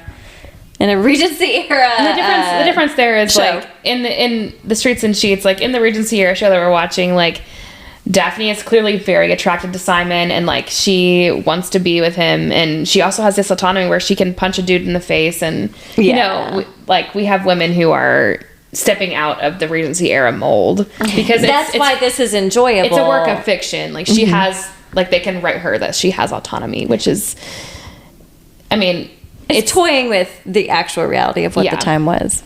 Yeah, absolutely. But we don't watch this for historical accuracy. No, absolutely. Those are the wrong holes if there ever were wrong assholes. Wrong assholes. Not the point. So restriction makes everything hotter. True. That's what we're saying. Okay, so jumping into episode 2. Now, I'm so sorry, you all. We just talked about courtship, and now I feel like I'm about to rant about something that I feel very passionate about. Oh, by all means. Do it. So that's the point of this podcast. Like, I think people understand what they're going to get in this podcast. So within the first minute, so this is the opening of this episode, I'm pretty sure is like the Simon's birth. Yeah. Oof. Which is also horrible to watch. And truly dissociation. Yeah. That's my note. I fast forwarded. Well, here I go. Bye. Yeah. It's not great. But I am so fucking tired of people putting the value of their baby based on whatever genitals the baby has. Yeah. Like, even currently, I have, like, friends who have babies who, like, have said the words to me, well, I kind of hope that I have a boy first because that takes the pressure off. Like, what the fuck does that mean? What does that mean? What does that mean? What What are you trying to say? Having a son is no more valuable than having a daughter. What's the pressure? Yeah, that's what I want to understand. What's the pressure? What pressure are you talking? Like, that idea makes, like, especially, like, as a girl that has 2 brothers, like, it irks me to my core that, like, there are people on this earth who think that my value is decreased because I was born with a vagina and my brothers were born with penises. Like, what the fuck? Yeah. Like, I could talk about it for a long time, and I think I wrote in my notes, I'm not going to rant about this, but I feel very passionately about it. Like, if someone ever comes to you and tells you that your baby's life is less valuable based on whatever genitals it was born with, tell them to call me. I will fuck them all the way up. It's the patriarchal, like, these are these values of, like, women's roles versus men's roles. Like, this is a much broader belief system that then trickles down into it's patriarchy, and we carry it with us wherever we go. Like, this idea, like, implicitly that, like, there's value placed on these are insidious, and I think this is why we are drawn to Regency era, like, Bridgerton type shit, because we're like, oh, this isn't so far off from what we're living with today. It's not completely different. Exactly. That, like, oh, we really want a son for this purpose, or we really want daughters for this purpose. Like, what is the purpose? Is it because of the family name? Is that why? I just don't understand. Well, that happened because the title my own family. I mean, I think it was first brother. I mean, I think there's 4 children, and last son just had a boy. So that family name is now being carried on. But prior, it was not going to be because they were all girls. Yeah, and so kind it was of like, you have a sister, and like... Yeah. And so that was like, it was like, oh my gosh, finally we have a boy, so the family name can be carried on, but it doesn't matter about the 6 that we had before this. Yeah. And now finally this one has come along, so family name can finally be carried on. And it's like, what about the 6 Yeah, what if the baby's 4? And like, yes. Yeah. What if your child doesn't like women? What if they don't want to have kids? Like, there are so many other factors to consider there. It's just like, it's so completely fucked up. And it kind of fucks up our kids from the start. Yeah, like absolutely. from their birth. Because kids are picking up on, I carry this place in my family, my extended family role. Like, I carried this place. And my brother carries this place. Like, I mean, imagine that you are number 7 or however many of grandkids, and you're like, oh, okay, so now it's my responsibility to carry on family name, but also, what if I do marry someone who doesn't want to take my name? Yeah, exactly. Then what? 100%. Like, yeah, there's so many other... other... let everyone down. There's pressure in my family currently with Jay, because there's all girls, and like we're child free by choice as of today, and probably forever, and so it's just like, I don't know, who's absolutely. It's this disappointment every time there's another girl, and it's I very much was on the receiving end of that growing up, that value that girls are dumb, Anyway, girls are girls aren't good at this. There's never. I very rarely do I hear, oh, well, men aren't very good at this. Well, men aren't very good at this. I hear a lot of, well, girls just aren't really good at math. Girls are just not really good at this. Girls, that's a guy thing. Girls just really don't do that. That's for boys. You hear so much of that, but when have you ever heard, oh, well, men just don't really do that. Men just aren't really good at that. Yeah, it's always like, I mean, it'll be silly stuff like, oh, boys are bad, but it's like understood that they're still at the top, and it's these little conversations. Like, I think of the girlie today, the 8-year-old, when we were getting our nails done, she's talking about gender roles, and it's just like, boys are stupid, and it's, she's just repeating which, and it's like, LOL.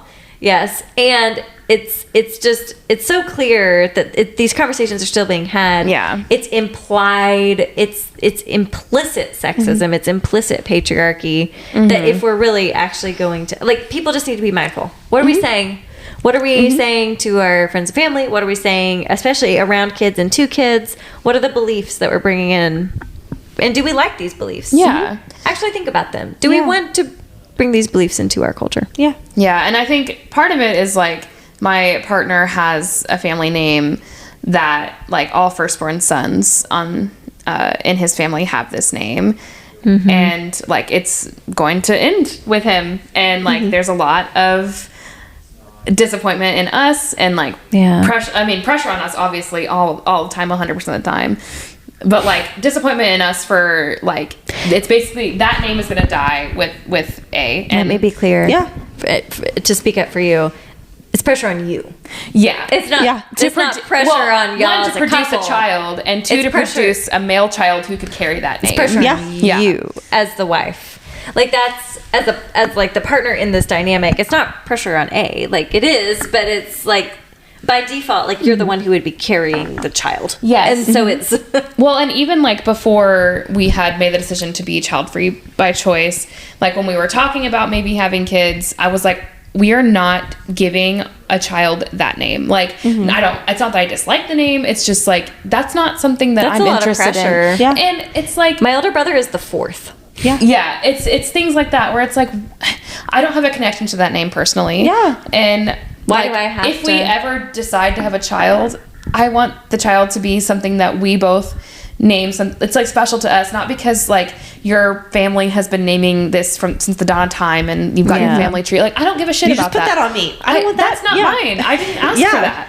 Well, and we have a pretty like individualist culture in the US, and like other cultures are very like strongly rooted in tradition and strongly rooted in like, this is, we carry on family stuff, and so it's still pressure, and it doesn't, if we want people to live according to their values, there needs to be allowances. Also just truly, I mean, just from the perspective of having a child, like and naming a child, it just doesn't even really matter what you name your child, because people are going to tell you what they think about it anyway. It doesn't. Yeah. They're going to say, oh, so what are you thinking? And you're going to say this, and they're going to say, oh, I don't really like that. I don't like that. Yeah. And you're like, well, I'm pushing this child out of my vagina. Well, great. So. it's mine, so I'm gonna name it. Thank you. Good news, the child's not yours. Yeah, so you don't have to do that then, I suppose, when you have you can name your child whatever you want. I don't really care. Yeah, I think I really do like it, so I'll be naming my child that. So because this is my child. Yeah, it's a Southern value. Yeah, traditional.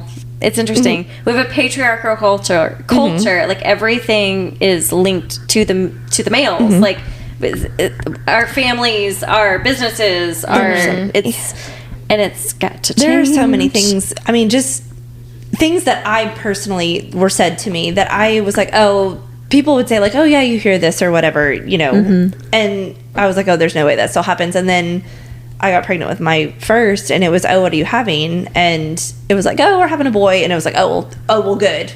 Well, good thing you're having that. And then you have a second boy, and you don't get a lot of like, oh, okay, well, are you going to try for a girl? Like, you probably want a girl, right? You should probably try for a girl. You don't get but then you have my cousin who has 4 girls, and it's like, oh, well, that's so unfortunate. Like, he never did get his boy. I really wish you all would try again, just one more time. Try to get your boy. 4 girls. No one ever says to me like, oh, well, Savannah really needs that girl. No one's ever going to say that to me. But if we had 2 girls, it would be, oh, well, us really needs that boy. You've really got to have a third to get that boy. No one's ever going to say, oh, you've really got to have a girl. Yeah. That hurts. No one's ever going to say that. Girls are really valuable, actually, as a girl and as someone who, as a woman, and like, we talked about I've worked with little girlies for years. Like, they're very important. And like, as we talked about this last episode, but like, in this summer and fall of like celebrating girlhood, like, being a girl is so special and important, and it's like, why I don't understand why we put value on the genitals of babies. Really has this so truly. I mean, and honestly, like this, my relationship with my mother-in-law, and then also this summer has been so healing for me, because when I found out I was having boys, I did feel a little bit relieved, because truthfully, it wasn't, oh, thank God I'm not having a girl. It was, I don't know if I could raise a daughter knowing they might have to experience what I did. That would be so hard. And so raising 2 white boys, I'm like, oh, well, thank God. Honestly, they're going to be all right. That's not going to hurt that bad. They're going to be really fine. super safe for me, actually. But if I was having to raise girls, I would be so scared all the time, because I know what I did deal with, and I know what I still do, and I know what my friends do. Like, I know what that looks like, and that's scary. But now it's kind of like, oh, well, how fun could that be, though, to raise a girl? How fun could it be to do it from to raise a girl and get to do that? How could I equip her better? And it's having that relationship with my mother-in-law, and it's like, oh, well, that's what that can look like. Like empowered and supportive. Or having girl friendships. Y'all said this in your most recent episode, just talking about girls who are like, well, I don't really like to spend time with girls. I really like to spend time with boys. Like, that's just really, it's just too much drama. It's like, I just don't want to do that. Sexism. And then you do spend time with girls. You have girlfriends, and you're like, this is so fun. Why did I ever like to spend time with boys? This is like so nice. Yes, you just get to be girlies. Yeah. And silly. Yes. Interesting. Yeah, and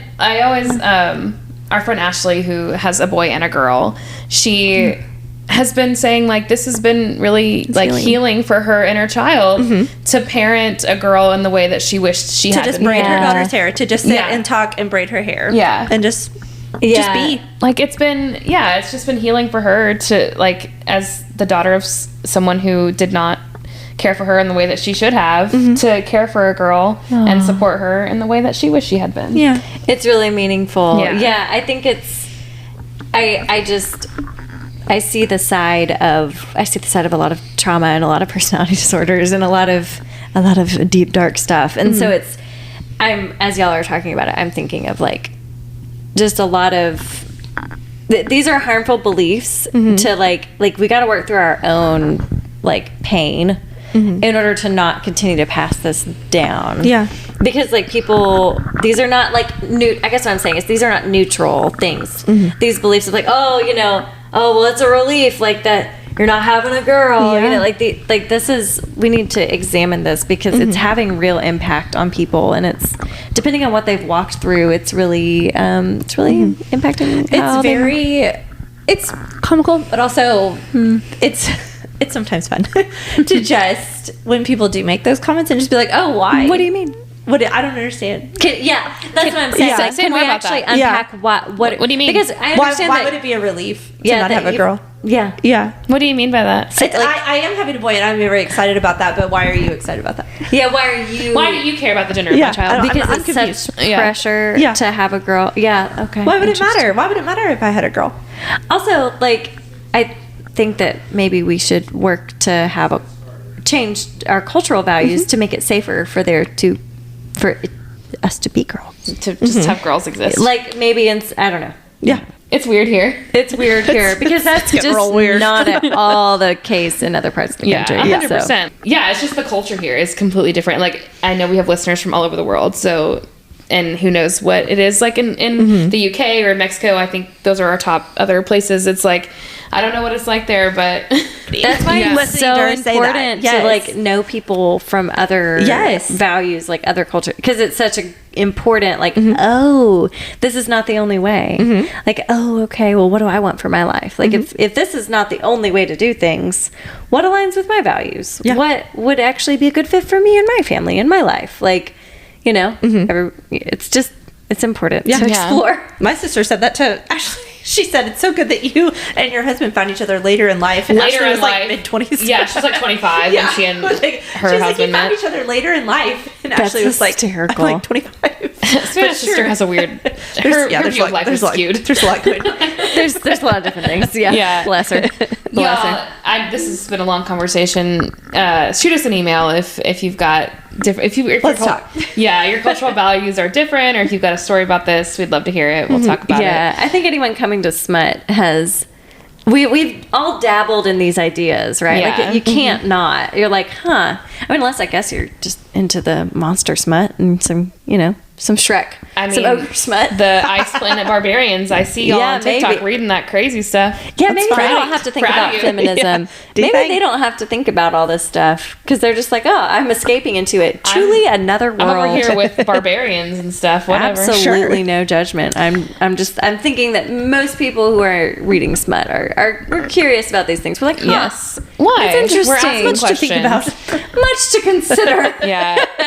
Okay, so moving on, we're gonna move into some a little bit of spicy dirty talk, and y'all, this is Regency era, so the spicy dirty talk is y'all get it. So 5 minutes 18 seconds into episode 2, Simon says to Daphne, "If I were truly courting you, I would not need flowers. I would need 5 minutes alone with you in a drawing room." So, y'all, what he's implying to me, your grace. What he's implying with this 5 minutes alone that means in the drawing room, get it done in 5 minutes, baby. That what he's saying is that he can find the clitoris. He can find it and make you come in 5 minutes. 5 minutes. Yeah. That 5 minutes. Put a timer Statistically, that's not a long time. Hey, I have read Smut where they put a timer on. Prove it. Do it. Oh, that's wild. What a fun challenge. I'd like to participate in that challenge. I'd like to be on the receiving end. I'll participate. Absolutely. I'm a willing experiment upon me. Yes. That's so funny. Yeah, no, I didn't catch that he said that. That's very smutty. 5 minutes alone in a drawing room. And read When He Was Wicked. Yes, it's Francesca's story. Because we don't know Francesca very well. She's so young in the series. Oh, she grows up. Yeah. She's a child. She grows up. There's lots of fucking in drawing rooms and such. Good. Interesting. So not married fucking. We haven't talked much about Eloise yet. Eloise, smoking a joint or a cigarette. It's probably this one. So 7 minutes and 2 seconds. Having a nice face and pretty hair isn't an accomplishment. You know what is an accomplishment? Attending university. If I were a man, I could do that. Alexa, play The Man. The Man by Taylor Swift. She's probably actually going to play it. There it is. Alexa, turn off. Yeah, she literally was like, oh, I know this one. Yeah. She's like, I got it. don't you worry. She knew. I'm on it. Eloise. Eloise is a bad bitch. She's a girly just like us. She's one of my favorites. And this is in the same scene. So Penelope is reporting to Eloise that she says it's a maid, but it's actually Marina who's pregnant. And she's they're like, ask how this happened. Yeah, figure out how it happened. And she's like, and the reason she wants to know is like, I have accomplishments to acquire, and I don't want this to happen to me. Yeah. Like, I don't want to be with child. I have accomplishments to acquire. If this just is passing in the air, this is contagious. It's catching. If this is catching, I need to know so I can avoid this. That scene so specifically reminded me prior to having sex talk ever happening to me. Sure. And I remember asking my mom growing up, and I just remember being very confused. What is it like about to be able to talk about sex with your mom? Someone, it wasn't that. I remember, because I was probably very young, but I don't even remember how old I was. But I remember being very confused and being like, I just don't quite understand, like, because nobody's Jesus fucking just telling you. Pick someone Does Jesus just to be pregnant? Because I was like, what if that happens to me? The What Virgin if I'm Mary. not? What if I'm not She married? fucked all of us up. And Yeah, the all of a Virgin sudden, Mary. I just have a baby. Like, what will I do? Where would you put the baby? And I remember saying, what would happen to me if that happened? And That's terrifying. My mom was like, that won't happen. And I was like, but what have you done? But tell me. And there was no explanation. It was just, no, that won't happen. And I was like, but it did. I mean, like, the Virgin Mary really we talk delivered about all it of every us. Sunday. Yeah. Yeah. Like, why? And I had no We concept pray because I to was the just Virgin. like, okay, so because my brain was like, okay, cool, so you get married, and then Jesus is just like, okay, cool, so now you can have a baby. Now I'll give you one. Because how everybody they says think. God picks so one. that's what they he think. just bestows a baby upon you. And I was like, but what if I'm 10? Yeah. And I'm minding my business, and then all of a sudden I find out I'm having a baby. yeah. And Mom was like, no, I was like, I'm in. Eloise burst into the drawing room and she's like, how do you make a baby? Apparently you don't have to be married. It's not even a requirement. So funny. I thought it was, that though. was such a fun. Yeah. That was such a genuine question. She's like, Yeah. it's not even a requirement. and then the What's- brothers are like, who I'm are gonna- actively fucking everyone they can get their hands on, are like, oh, I'm gonna pull. I guess we're gonna go pull our sticks out. Haha, we're gonna yeah. we're gonna go pull our sticks out. But she's like, Stop it. Yeah, yeah, and that- Violet's like, stop it. That bothers me the whole time. Just that, and I know it's how it works, but the men are like, They know everything. they don't just know about sex; they're having lots of sex. Yeah. and the women are just like, I don't know anything about my own body. What is semen? Never heard of it. I mean, knowledge is power. That's dangerous. They did a good job because They did a great job We've talked about depicting this that. several times on episodes in the past where it was like I was in college and I was like, oh, that's what that's called. That's what okay, that's- cool. that's what That's that on is. my body, and I didn't know that until Yeah, right yeah, now. exactly. So, or people are making jokes in front of you, and you're like, Yeah. Yeah. I don't know what that means, but I'm sure gonna I've laugh said this. because I'm sure I've said this everyone else is. before, but like I didn't, because you talk about the Virgin Mary in church all the time, and that's just what she's called. But like I didn't know what the word virgin meant until I was like late middle school, and like I had to ask someone and to explain it to me, and it's like because no one tells you. And that's embarrassing and uncomfortable It's because embarrassing. the person you ask is like, you don't know what a virgin you don't know what a is? virgin is, And you're like, I'm like, I should have asked you. I just don't understand what's going on. What is virgin? I just need to know. I just keep learning about her, and I don't know what's going on. I just want to understand what that means. like a virgin. I don't understand. Yeah, it's a way to control women. Yeah, absolutely, Because if 100%. women It was don't not know fun what's going on for with their own me. little bodies, then they can't possibly speak up for themselves whenever they're being harmed. If I can't put a tampon and I don't know where my vagina is, then surely I won't be able to have sex. Yeah, I just Or you do it incorrectly and then it really effing hurts. It really fucking hurts. dangerous. It's not, not good. helpful. Yeah, it's a the whole the men knowing everything. Shonda, our girl, she's depicting it beautifully. Of like She's just saying it out loud. She's saying, like, this is the problem, actually. Yeah, so this is actually still a problem. This is currently a problem. Yeah. You need So to teach good. women about their bodies. Yeah. Okay, so the next thing I have is 21 minutes and 53 seconds. Heaven forbid a child has a stutter. Like, for the love of God. His little pants. Yeah, The actor's little pants. little pants. He's just a Do little it. baby. Like, speech impediments are so common. So common. Like, we don't have to be So weird about it. common. Like, why you gotta be dramatic? I put a note in here somewhere. Oh, Lady Danbury speaking life into the Duke as a little boy. Yes. That scene. It's not when he's really little, but then she gets in his I face have a and note she's about like, her exact quote from that is so good. Yeah, it's like, but they didn't have. I have several friends who are speech and language pathologists. Yeah, absolutely. Like, they didn't have folks teaching them how to work through this. Yeah. but it's so common and it's so easy, and it's no reflection on someone's intelligence. Like the ability to like it's sometimes it's sheer mechanics. Yeah, absolutely. Yeah, language centers in the brain. It's just a fascinating, but yeah. That I had to, upon this rewatch, I had to like fast forward through every scene with the dad. Yeah, it's horrible. I forgot how bad it was. I shan't honestly be watching a child be abused for a speech impediment. This is later, but when he says, actually physically do, he says, "You're my worst failure" to that child. That's later in the episode, like, but I was like, "Oh my god, this is so bad." It's terrible. Yeah. Oh, so the quote that Lady Denver says to Simon as a little kid. So she was kind of forced into this like very prominent role because she married that horrible guy. Oh God. Yeah. And so she says to him, "I could not step into the light and be frightened. So instead, I made myself frightening. I sharpened my wit, my wardrobe, and my eye, and I made myself the most terrifying creature in any room I entered." She is that bitch.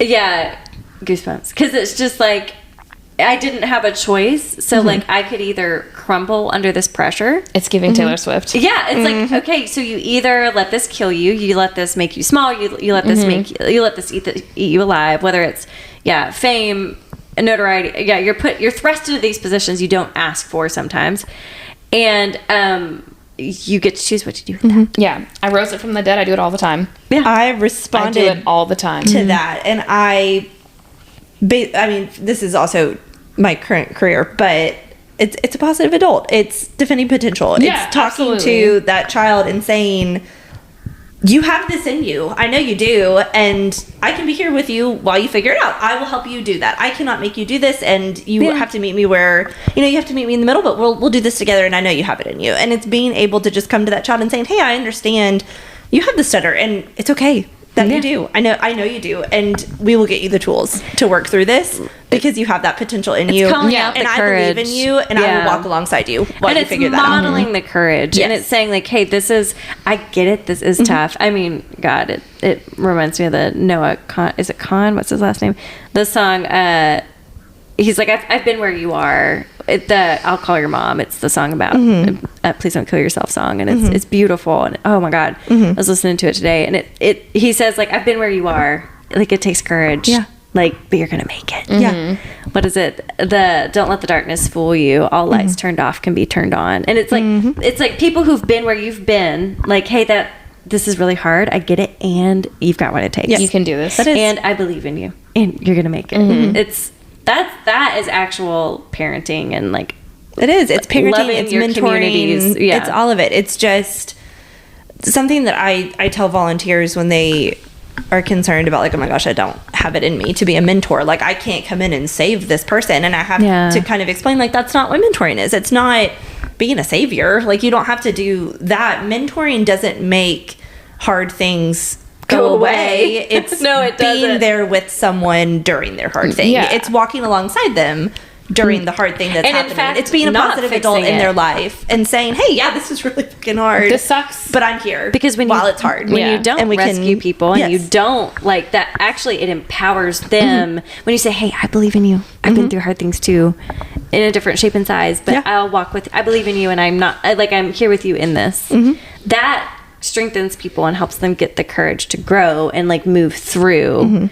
And not to say that folks don't also need like financial assistance and like mental health support and like actual tangible supports, but like it makes a world of difference. It is. And I mean, it's just you can say that, you can just say, "Listen, I have been in this position and this is what this has looked like." And I mean, it's defending potential, and the potential is there, and you just have to guide them along to find it. That's what Lady Danbury did for Simon. You think about mentors in your life, and I'm going to go and guarantee you it's not someone who had everything together. No, absolutely not. It's someone who said, "This really fucking sucked. That happened to me. Let's talk about it." It's always someone that you can see yourself in. It's never someone who's just perfect. So that's the best part. Yeah. We're all just people, okay? Yeah, just people. Truly. We're going to switch gears just a little. Tell me about this note right here at 518. 518. Where are you? No. Oh, that's the talk. Sorry. Tell me what you're going to switch gears to. So at minute 26, 37, The Duke, quote, doesn't care for Daphne, but also tells Antony about what Lord Berwick tried to do in the gardens. That's interesting. You don't care for Daphne, but he's defending. But you're going to make sure that Anthony, who's trying to make Daphne marry Lord Berwick, that he knows, like, what actually happened. That he knows that, hey, your sister can throw a punch. Hey, he tried to do something horrible, and she punched him in the face. And then he's like, Anthony's like, well, why? She would have told me that. He said, Daphne would have told me if this were true. And then he said, would she? Would she? And she says it later. She says, would it took a man saying this happened for you to believe it. Would you not have believed me? Yeah. Shonda Rhimes, thank you once again for calling out. That's our girl. Yeah, because this is the truth, isn't it? That once a man says it, then you believe it. But maybe we should just believe women. Yeah. And then a couple minutes later, Simon just says to Lord Berwick, "You do not deserve to breathe the same air as her." But he doesn't care for Daphne. He doesn't care for her. Yeah, he doesn't care. The way he said, "Stop talking." Stop. When he did a good text. I am feeling. This is right. He said Nigel was saying, if I had known she was already loose and damaged and not intact, I would never. And that was when he said, "Stop talking." Stop. Yeah. I was like, oh god. And then he inject that into my veins. Shit up, and it was whatever hot. that is. Inject it. It was quite hot. Yes, injected into my veins. It was delicious. This is where the spice is heating up, because everything gets hotter when the "I will not fall in love with you" contract has been signed, and when things are restricted. Because the Duke is setting himself up for failure. The failure being falling in love with Daphne. He is setting himself up for this because he has said, "I'm not going to get married and I'm not going to have children." Okay, well, you're with Daphne now. Like, it's a self-fulfilling prophecy, is what I'm saying. Yeah, absolutely. The fact that you have said 95 times, I'm not gonna do this. I'm not. It just you. Okay, so when y'all get married? Yeah. When? Okay. So when are we getting to that point then? Yeah. Okay. And then another moment where Lord Berwick kind of storms into the picnic and is like, "I have this paper that says I can marry Daphne. I don't even know what the fuck it is." That was just horrible. Yeah, that was horrible. But so Simon is there and he starts like charging toward Lord Berwick, and Antony kind of pulls him away. But I was like, that's what I want. He's like, Hastings. He like jumps away. Yes. Yeah. I was like, I like rewound that and watched it again. I was like, yeah, I love him. So at minute 41, I think Eloise and Benedict have the sweetest brother-sister relationship. Just hanging out on the swing. They're just smoking some cigarettes. Yes. You know why they have the sweetest relationship is because they're both like fishes out of water. Like they both feel like they don't fit, and so they like support each other. He asks her if she's Lady Whistledown. He does, and then she's like, "If I was, I wouldn't. I wouldn't tell you. If I was." But what a compliment! It's like I know you're a writer. Gosh, I loved the way that they were talking, and when she was like, "I saw your drawings on the fire. Like, what's up?" And he was like, "Well, they weren't perfect," and she was like, "That's why it's called a sketchbook." That's a sketchbook. I have, and she was like, "I write in my diary, but I'm not writing novel. Exactly. I'm not writing novels." And I was like, "That was such a good point." Yes, she said that. I knew I had heard it before, but then listening to it back again, I was like, oh, damn, that's a great point. Yeah. You're right. It doesn't have to just be a sketchbook. It doesn't have to be perfect. It's for you. It's what you like. I remind myself of that a lot with yoga, LOL. It's a yoga practice. It's for you. Like, it's a practice. Yeah. Like, you're not, you don't have to do this, like, things don't have to be perfectly right. It's a sketchbook. It's a practice. Yeah. It's just We're for all you. just people. It's just for you. Yeah. Yeah. So sweet. I know it. Okay, so this is when we get into minute 46. Yes. We start getting into Lady Bridgerton being devious and incredible, getting her maids to talk that shit, baby. That was just so well structured. Smart. Because she knows. The maids know everything. We had a little upstairs, downstairs. Yeah, but can you imagine? I mean, obviously, if I were in this day and time, I would want to be, a lady and like be an upstairs one, because that seems cool. But I would thrive on I want to know everything, being the one getting to know everything about every house. Like, if I was a lady's maid, like I would be hearing all the gossip. Well, I mean, like, and Queen Charlotte sends her like servant out of the room because she's like, oh yeah, he's gonna freaking tell everybody about this. Yeah. She's like, go get me some more like whatever she's snorting. Like, I don't know, is it cocaine? What is she snorting? Probably. Yeah. So she's like, go get me some more of that. And she's like, he's a terrible gossip. Now we're actually gonna talk shit because like she knows like the serpents are gonna tell everybody. So the whole fucking community. Smart. Yeah. So of course, Lady Bridgerton. Yeah, she's not just. She invited her for a reason. Yes, you get the lady maids to start talking, and then because the Bridgertons are nice people and they treat their help well, they're like, yeah, I'll tell you exactly what the lady's maid told me, and here's what it is. He fucked one of his servants and left her to carry that child on her own, and now we're going to tell everyone. And then it gets to Lady Whistledown, and it gets published. That's right. Love it. Okay, so the next thing is Simon and Daphne dance to a strings version of In My Blood by Shawn Mendes. So hot. And he asks her to use his name. Call him Simon, not your Grace. And then she says Simon, and then she says it, and it's like, oh, okay. And then he says fucking Daphne. And her face and I felt that in my soul. I was like, my mouth is like watering. Faces. After I was like, okay.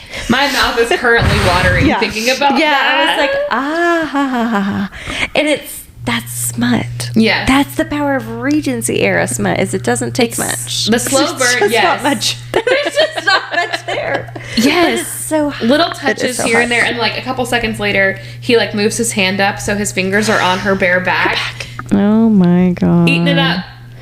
I'm thinking about like me in like real life. I'm like, that probably wouldn't affect me that much, but watching it, I was like, touch my back. No, if like in that situation would affect you very much because this is the guy that like you've never been touched in your life ever. Yeah, absolutely. She's never touched herself, as we learn. We'll get to episode 3. Yeah. Yes, so hot. And then the last note I have on this episode is Lady Danbury asks Simon what's wrong because he looks upset.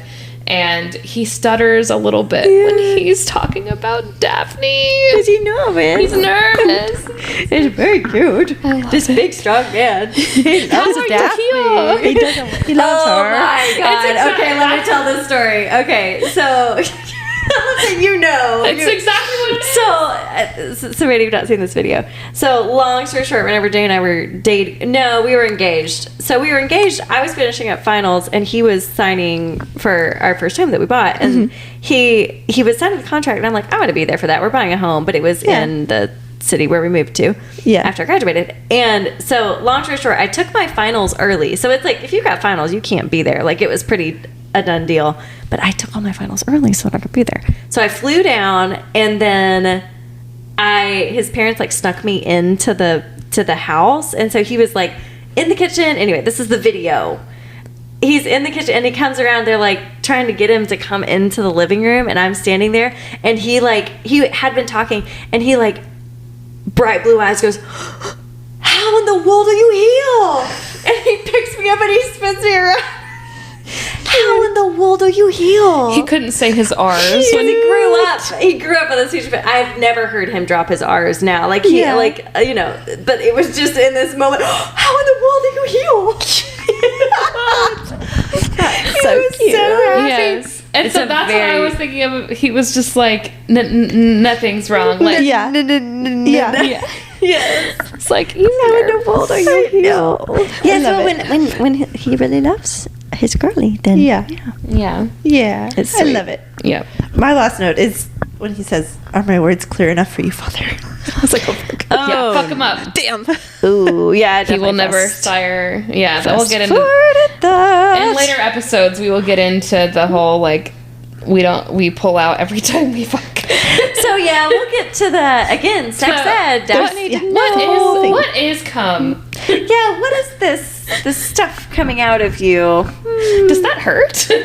Yeah, does that hurt? You are making a face. It seems. Does it look fun? It seems as if it hurts. Well, as the turntable's coming does not hurt. It surely does not. Yeah, your first note in episode 3. Yeah, my first note is, so we get a dream sequence in the very first part of episode 3. And I just wrote that I like that Daphne's hottest dreams are of the Duke removing her glove and like almost kissing her. Not kissing her, like almost kissing her. Yeah. There's no she wakes lip up touching. panting. Yeah. She wakes Oh my up God. panting. Well, I think like the charm of it is it's like sexual awakening. Yes, That's for the sure. that's the trope. We've got the virginal. She's just like, oh, I've never felt this ever before, and then all of a sudden she goes. She's dreaming about this man. Interesting. So I jump ahead a little bit. 8 minutes and 21 seconds. The prince enters. I'm sorry, Anna, but I wrote here. So this is not a good one. Enter the blonde man that she's definitely not going to end up with. Okay, he looks like a porcelain doll. He looks like I don't like that. Nope. He in some ways is giving Joe Alwyn. Although I will, to the point, you said the other day, you said that grown men do not have blonde hair. The prince and Joe Alwyn are both examples of grown men who have blonde hair. Well, I would argue. If you think Joe Alwyn's a grown-ass man, I would argue that he's not. The point is lost. The point is lost. The prince, I don't, like, he's such a flat character. Like, that's the point. Yeah, but he's a fucking prince. Can you imagine? Yeah. I mean, go with Cressida. I don't care about you. Bye. They matched. Yeah. Yeah. They did give that incestuous match. Yeah. I have a note at some point about Sienna. Sienna's job. So, okay, you said something earlier about how, like, Anthony, like, she has a tough go of it. Like, this sucks. But then my note was Sienna's job of being a mistress is kind of amazing. She just collects sugar daddies and then sings all day. More power to her. Yes, the scene where she's like it is kind of amazing. She goes into the smoking room with all the men, and she's just hunting for her next, like, sugar daddy. I'm like, yeah, girl, let's go. To make love to her and pay all her bills. She approaches the Duke. I'm like, honestly, same. I would also approach the Duke. Yeah, again, these are, and Shauna Rhimes, like, helping us see, like, these are different ways that women survived this bullshit. Absolutely. These are different ways that women were impacted and learned to thrive in it. And now Anthony did her dirty, but it's so hard. Cool. It's so sad to watch Anthony in season 1 because I love him so much in season 2. It's like, he's just a bad person. I don't like him in season 1. He's bad vibes, honestly. You know, he's a complex character. He does grow in season 2. He's gotta. But yeah, he's not. That ain't right. I don't like that. Your note here at 10:44, the modiste and the opera singer. Our girlie's just like, yes, the gossip. I love it. She walks in, she whips out the alcohol, and she's like, "Let's talk shit, my girl." Let's roll. Like, she's like, "Good to see you. Let's get into the hot goss." I don't know. I can't remember what the modiste's name is, but I love her. The French lady. She's not actually French. We learned that later, but I know she's fun. I love her. Yeah, again, another woman like figuring her way through this terrible society. She goes to the slutty parties with Benedict. So then the next note I have is at 21 minutes. The hand touch during the art show. That was so hot. This is a slow burn at its finest. Like, just the subtle touches here and there. It was giving Pride and Prejudice. It was just that is so hot. Do y'all remember the first time a guy held your hand? Yes. Was it deeply arousing? It was hot. Absolutely the most like a guy that like you're attracted to and like you're dying to touch your hand. But it's like the most erotic like that too, where it's like the most erotic thing. The slow, like, just and it was just their fingers. Yeah, it's like the tangling. So good. Yes. Yeah, that's the note I had was like the tangling of the fingers in the gallery. Yes. That's smut. That's because that is. I mean, oftentimes like that's the first time you're really touched in that way. Like maybe you've hugged. And it's like a platonic thing, and that's fine. But like the holding hands intentionally, it's euphoric. Yeah, we have a lot of nerve endings in our hands. I don't know, it's special. I like it. So fun. It's very good. It's not just a trope. It's actually cute. The next note I have. Apparently, I was just in the mood to quote Hamilton. I don't know. I've done it twice. So it was a day that ended in Y. Yeah. Interesting. Okay. It's just a regular day for you. Yeah. So the note I have here. So Lady Featherington is taking Marina down to like... So dramatic. Like, so dramatic. I wrote here, there's nothing rich folks love more than going downtown and slumming it with the poor, which is from Hamilton. But like... being so fucking dramatic about Marina's pregnancy, and like, I don't understand, because there's a whole plot line where they intercept all the letters from the guy that she was with. I'm like, just let her be with it. What's the problem here? Because I think he's far away and he would have to come. Okay. Yeah, so like, fine. Well, like, he clearly still loves her. Yeah. What's the problem? Well, it's the fact that it would reflect poorly on the Featheringtons for her to be with child and not pregnant. Or with child and isn't he and not married. He's like he's in the military or something. He's at war. He's in Spain. It's going to take him a minute to get back. He's on the front lines or something like that. Yeah. In Spain. Yeah. Like, does he end up dying? Is that his? I can't remember. Oh, it's at the end of. Oh, I don't know. But, she intercepts it and she says, oh, he's no longer interested. Yeah. Yeah. I don't remember what happens. It's one of, I cannot remember for the life of me, but it's one of two things. He either comes back for her or he dies. It's one of the two. Exactly. And I can't remember which one. But I know it doesn't just fizzle out, because that was her letter that she fabricated. It was like, oh, I'm no longer interested. Yeah. Yeah, it doesn't just fizzle out, because there's going to be like a big dramatic. Yeah. I can't remember. We're all going to find out together when I rewatch the rest of the season. Yeah. I also wrote here, like, Marina is a social justice queen, because she's like, these hardworking people. Yes, Lady Featherington's like, look at this horrible place, and Marina's like, you mean these people who are working hard for their lives? Like, I don't. Yeah. What do you mean? I'm confused. Like, say more about that. Say more about that. Marina is. What do you mean by that? Yeah. What do you mean by that? Because, like, these seem like nice people. Mm-hmm. These are hardworking people. Yeah. Mm-hmm. I don't know what your problem is. Well, because she grew up, more rural, but she grew up on a farm, and she was like, oh, that's like, I'm not a stranger to hard work. Yeah. Yeah. Yeah. Yeah. My next note is at 32 minutes. I wrote, the season is wild because it's basically like a small British woman learning what cum is. Yes. But then I wrote, their conversation about marriage being about friendship was really sweet. So I guess I can't remember specifically what this conversation was, like, when it was, but she and Simon were talking about. Yes. I guess they were talking about Violet and, like, Lord Bridgerton's marriage, and it's like, it's important to be, like, friends with the person that you're married married to, because, like, you spend so much time with them, and you need to be able to be friends. It's about friendship and be able to connect and actually talk to one another. Ooh, your next note here. 33 minutes 17 seconds. The Duke assuming that sweet virgin baby Daphne knows what masturbating is. No, she doesn't. She doesn't even know how babies are made. Yeah, you know what, women of that era, I don't know, if they did feel something, they would just think it's the vapors or something. I don't know. I don't know. And so Simon, thank goodness he helped out. He sure does explain that word for word. He did. To her. To touch yourself any place that feels good, but especially between your legs. And he says that in broad daylight. And when you find a feeling you particularly enjoy, carry on with that. Carry on with that until you reach a pinnacle. And she was like, interesting. Did y'all notice how they get interrupted? Someone says, or no. He tells her, come. Yes.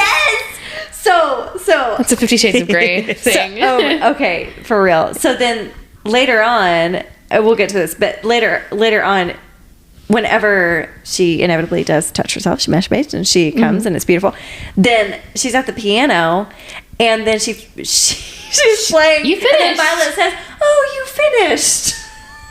Okay, Shonda. It's just like woven together just right, where it's like, yes. Okay, we're very clear on what happened. We can see what you did there. Everybody's saying, I enjoyed it. Yeah. And she's like, when she's playing, she's like, she's so happy. She feels great. She's glowing. Yeah, as she should be.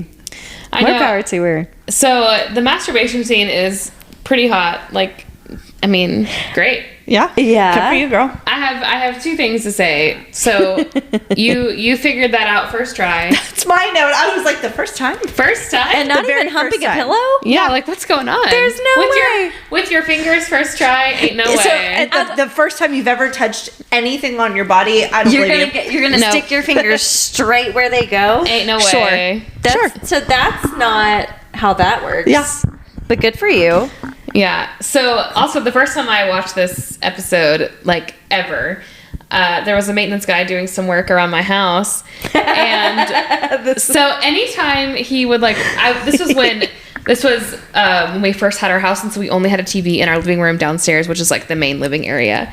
So like now I'd be in my bonus room where nobody could see me, but we were in the common living space. And so anytime he would walk in, I would just pause it because it's just weird to be like watching something with a maintenance person in your house. Yeah. And so of course, like, I'm watching this, and then it goes to the masturbation scene. I'm like, uh-oh.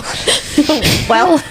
And so, like, he walks in, he's like, I've got your total for you, ma'am. And so I'm like, oh my God. Like, obviously throwing the remote, pausing it like I'm doing something completely wrong. I'm like, hello, sir. It's just Thank you so much. Regency era. Don't mind me. She's just a little masturbation baby. No worries. She's pulling her gowns up, you know? Like, yeah, she's moaning softly. No. That's so embarrassing. It's really funny. Because it's like, I'm not apologizing. This is my home, and I can watch whatever I want in my own home. Yeah. And like, this is nothing to be ashamed of, and please go away. Like, what do y'all do when there's maintenance people in your house? Do you just sit there and stare? Like, I don't know what to do. Like, I work with quotation marks, and by work, I mean I sit at my computer. Yeah. Mm-hmm. I work. Like, I just feel so uncomfortable whenever there's someone like working in my house. I'm like, I know. Hello. Well, I certainly can't relax. There's someone in my house doing work on anything. I was trying to buy Eras Tour tickets, and I was standing right there, and they were trying to fix my heater, and were trying to give me the total, and I was like, I literally don't care about the total. To you at this so you moment. have got to leave just me the bill alone and leave. My child was a teeny baby right here in his swing, screaming. You're like, you're on your computer, right, occupied. buddy.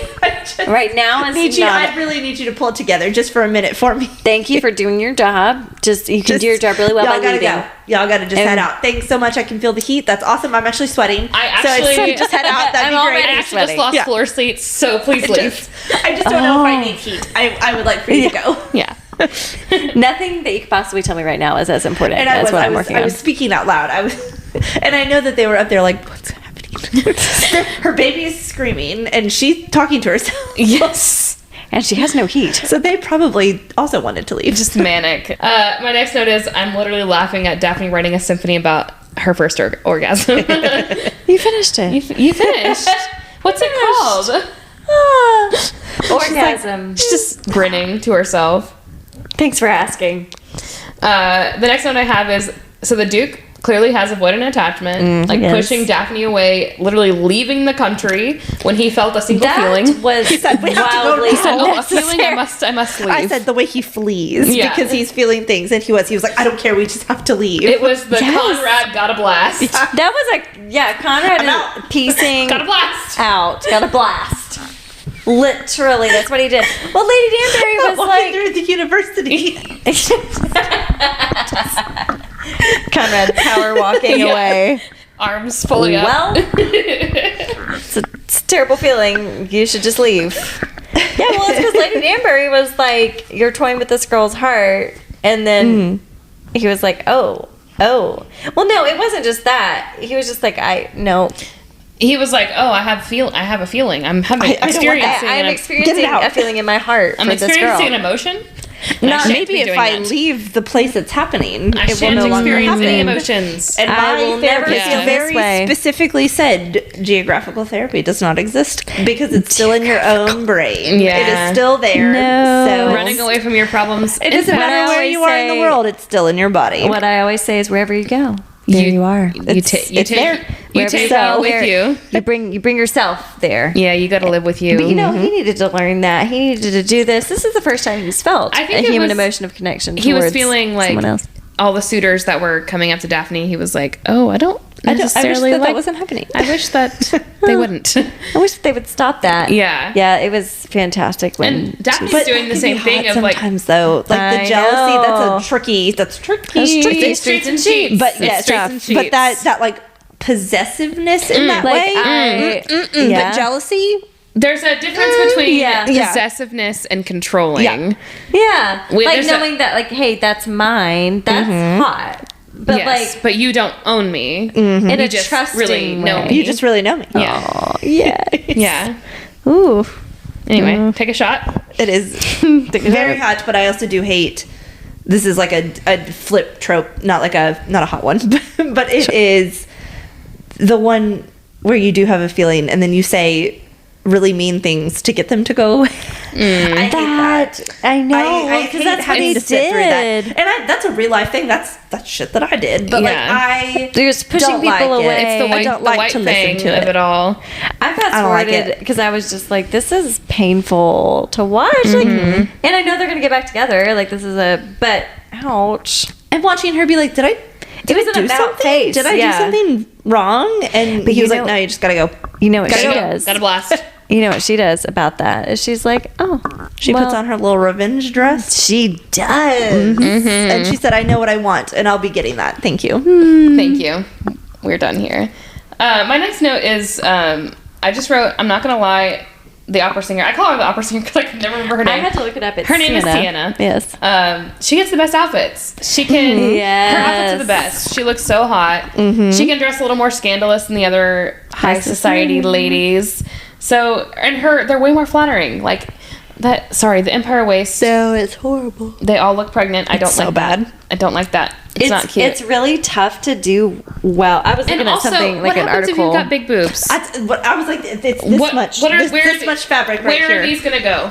Because what do I do with it? Well, what that's gonna do is it's gonna end at the widest part. It's gonna not gonna be flattering. Not cute. Nope. Well, Penelope, hers are down. Ideally, that waist is below but your on breast. Daphne, it does cut her. It is literally right It's here. halfway That's down what her boob. I like. Can't do that it. used to be the stuff. Like I've had tops like that, and it's like, no, this only works if it's beneath your breast. Like it cannot. But even still, like stuff that's like right, like the what's that style called, where it's like right below your boobs and then it flares out. Oh, like a baby doll. Yes, Yeah. like that still makes you look like makes me look pregnant. Yeah, because It's like it looks like I'm trying to hide a pregnancy. That is the style that I wore whilst I was pregnant.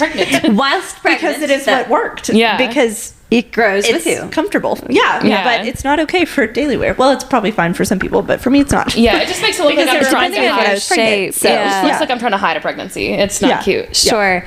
Yeah, the Empire waist is really tough, and I feel like they do it really beautifully, like these costume designers, but it's tough to make look because it looks just dowdy.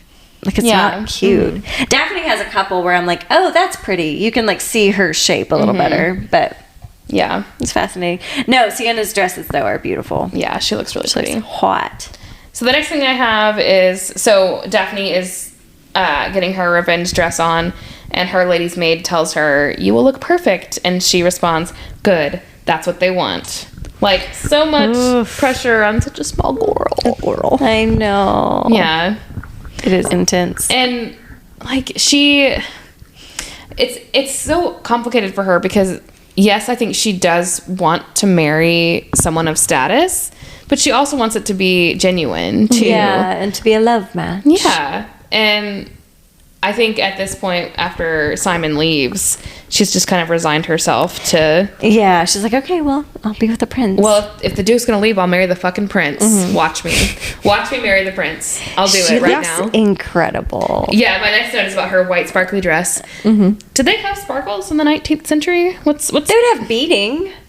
But like it was like... But like that? It was like glittery. Like glitters and like sequins, I don't know how they would. It's very sparkly. Yeah. But yeah, like shiny beads. But yeah, not like that. No, she looks incredible though. She knew exactly what she was doing. And that was a revenge dress. She was like, bring me the sparkly white one. Best dress you got.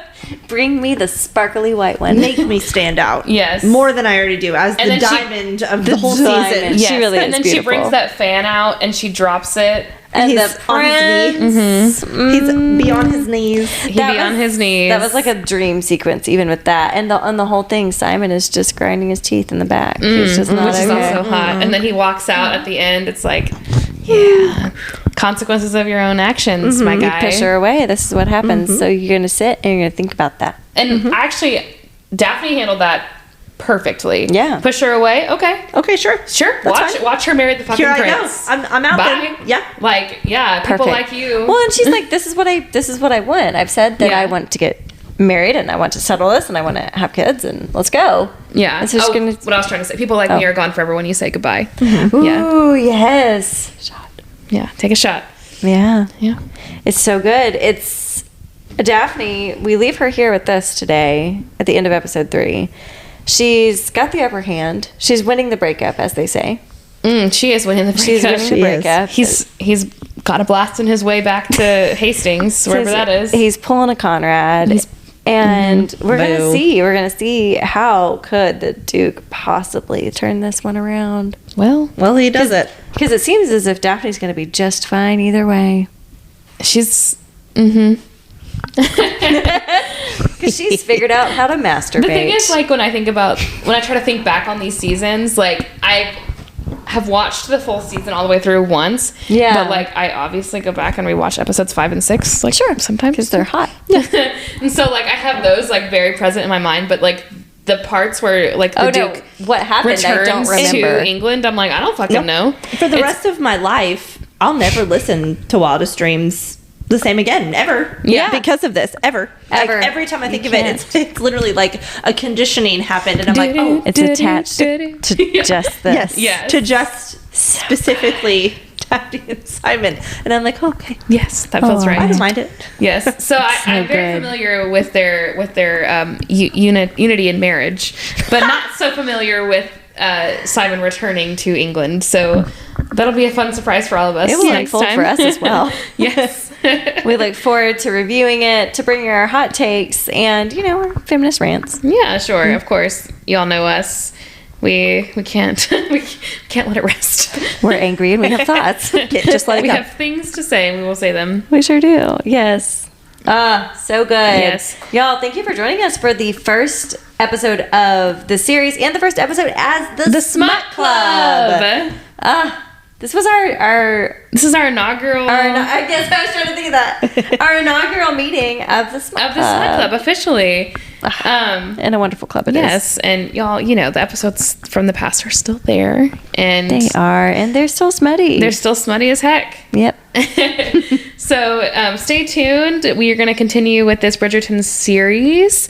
We're going to try and lead up to the release of Penelope and Colin's season in December. Yeah, we haven't even mentioned that. This is all we're pacing this so that it can be released, so we can be done with this series by the time season 3 comes out, and then we can watch season 3 together in real time as a little smut community. So here are some things I have heard about season 3. That we are gonna get the mirror scene that Julia Quinn did not write. Goodness, bless up for the mirror scene. Hot. I know. Hot. That's really hot. Wow. And I think Colin's gonna have to beg for it, and I'm so here for that. It's important. At the end of season 2, he's kind of an asshole. Yeah. Like, he treats her terribly. I love Penelope. I love her. She's such a bad fucking bitch. She's so good. Yeah. And in the book version of that season, like, you've read it, but like when he finds out that she's Lady Whistledown, he is like, well, let's figure this out. Like, we're gonna, okay, great, good to know. He supports and empowers. He's like, okay, cool. He's like, let's fucking figure this out, because we're gonna protect you. And then, it's great. So I hope that is also part of this season. We get to see the reveal of Lady Whistledown, and hopefully it's similar, because I did like the way that she did it in the book. The book is very good, and we just needed more smut. I needed more smut. Tale as old as time. We needed more smut. Y'all, thanks for tuning in. Yes, thank you so much for listening. If you've got any thoughts, comments, questions, suggestions, please shoot us an email. That exists, I'm sure. At some point. Does. It's in the description. So, and also, please rate and review the podcast, because that helps more friends join our little smut community. Yes. It helps the algorithm boost it a little bit. So please rate and review the podcast. It truly doesn't matter what you say or what you review. It just helps it get some traction. So literally whatever you think is fine. And until next time, I hope you get 5 minutes alone in the drawing room with Simon, Duke of Hastings. Ooh. Bye. Bye.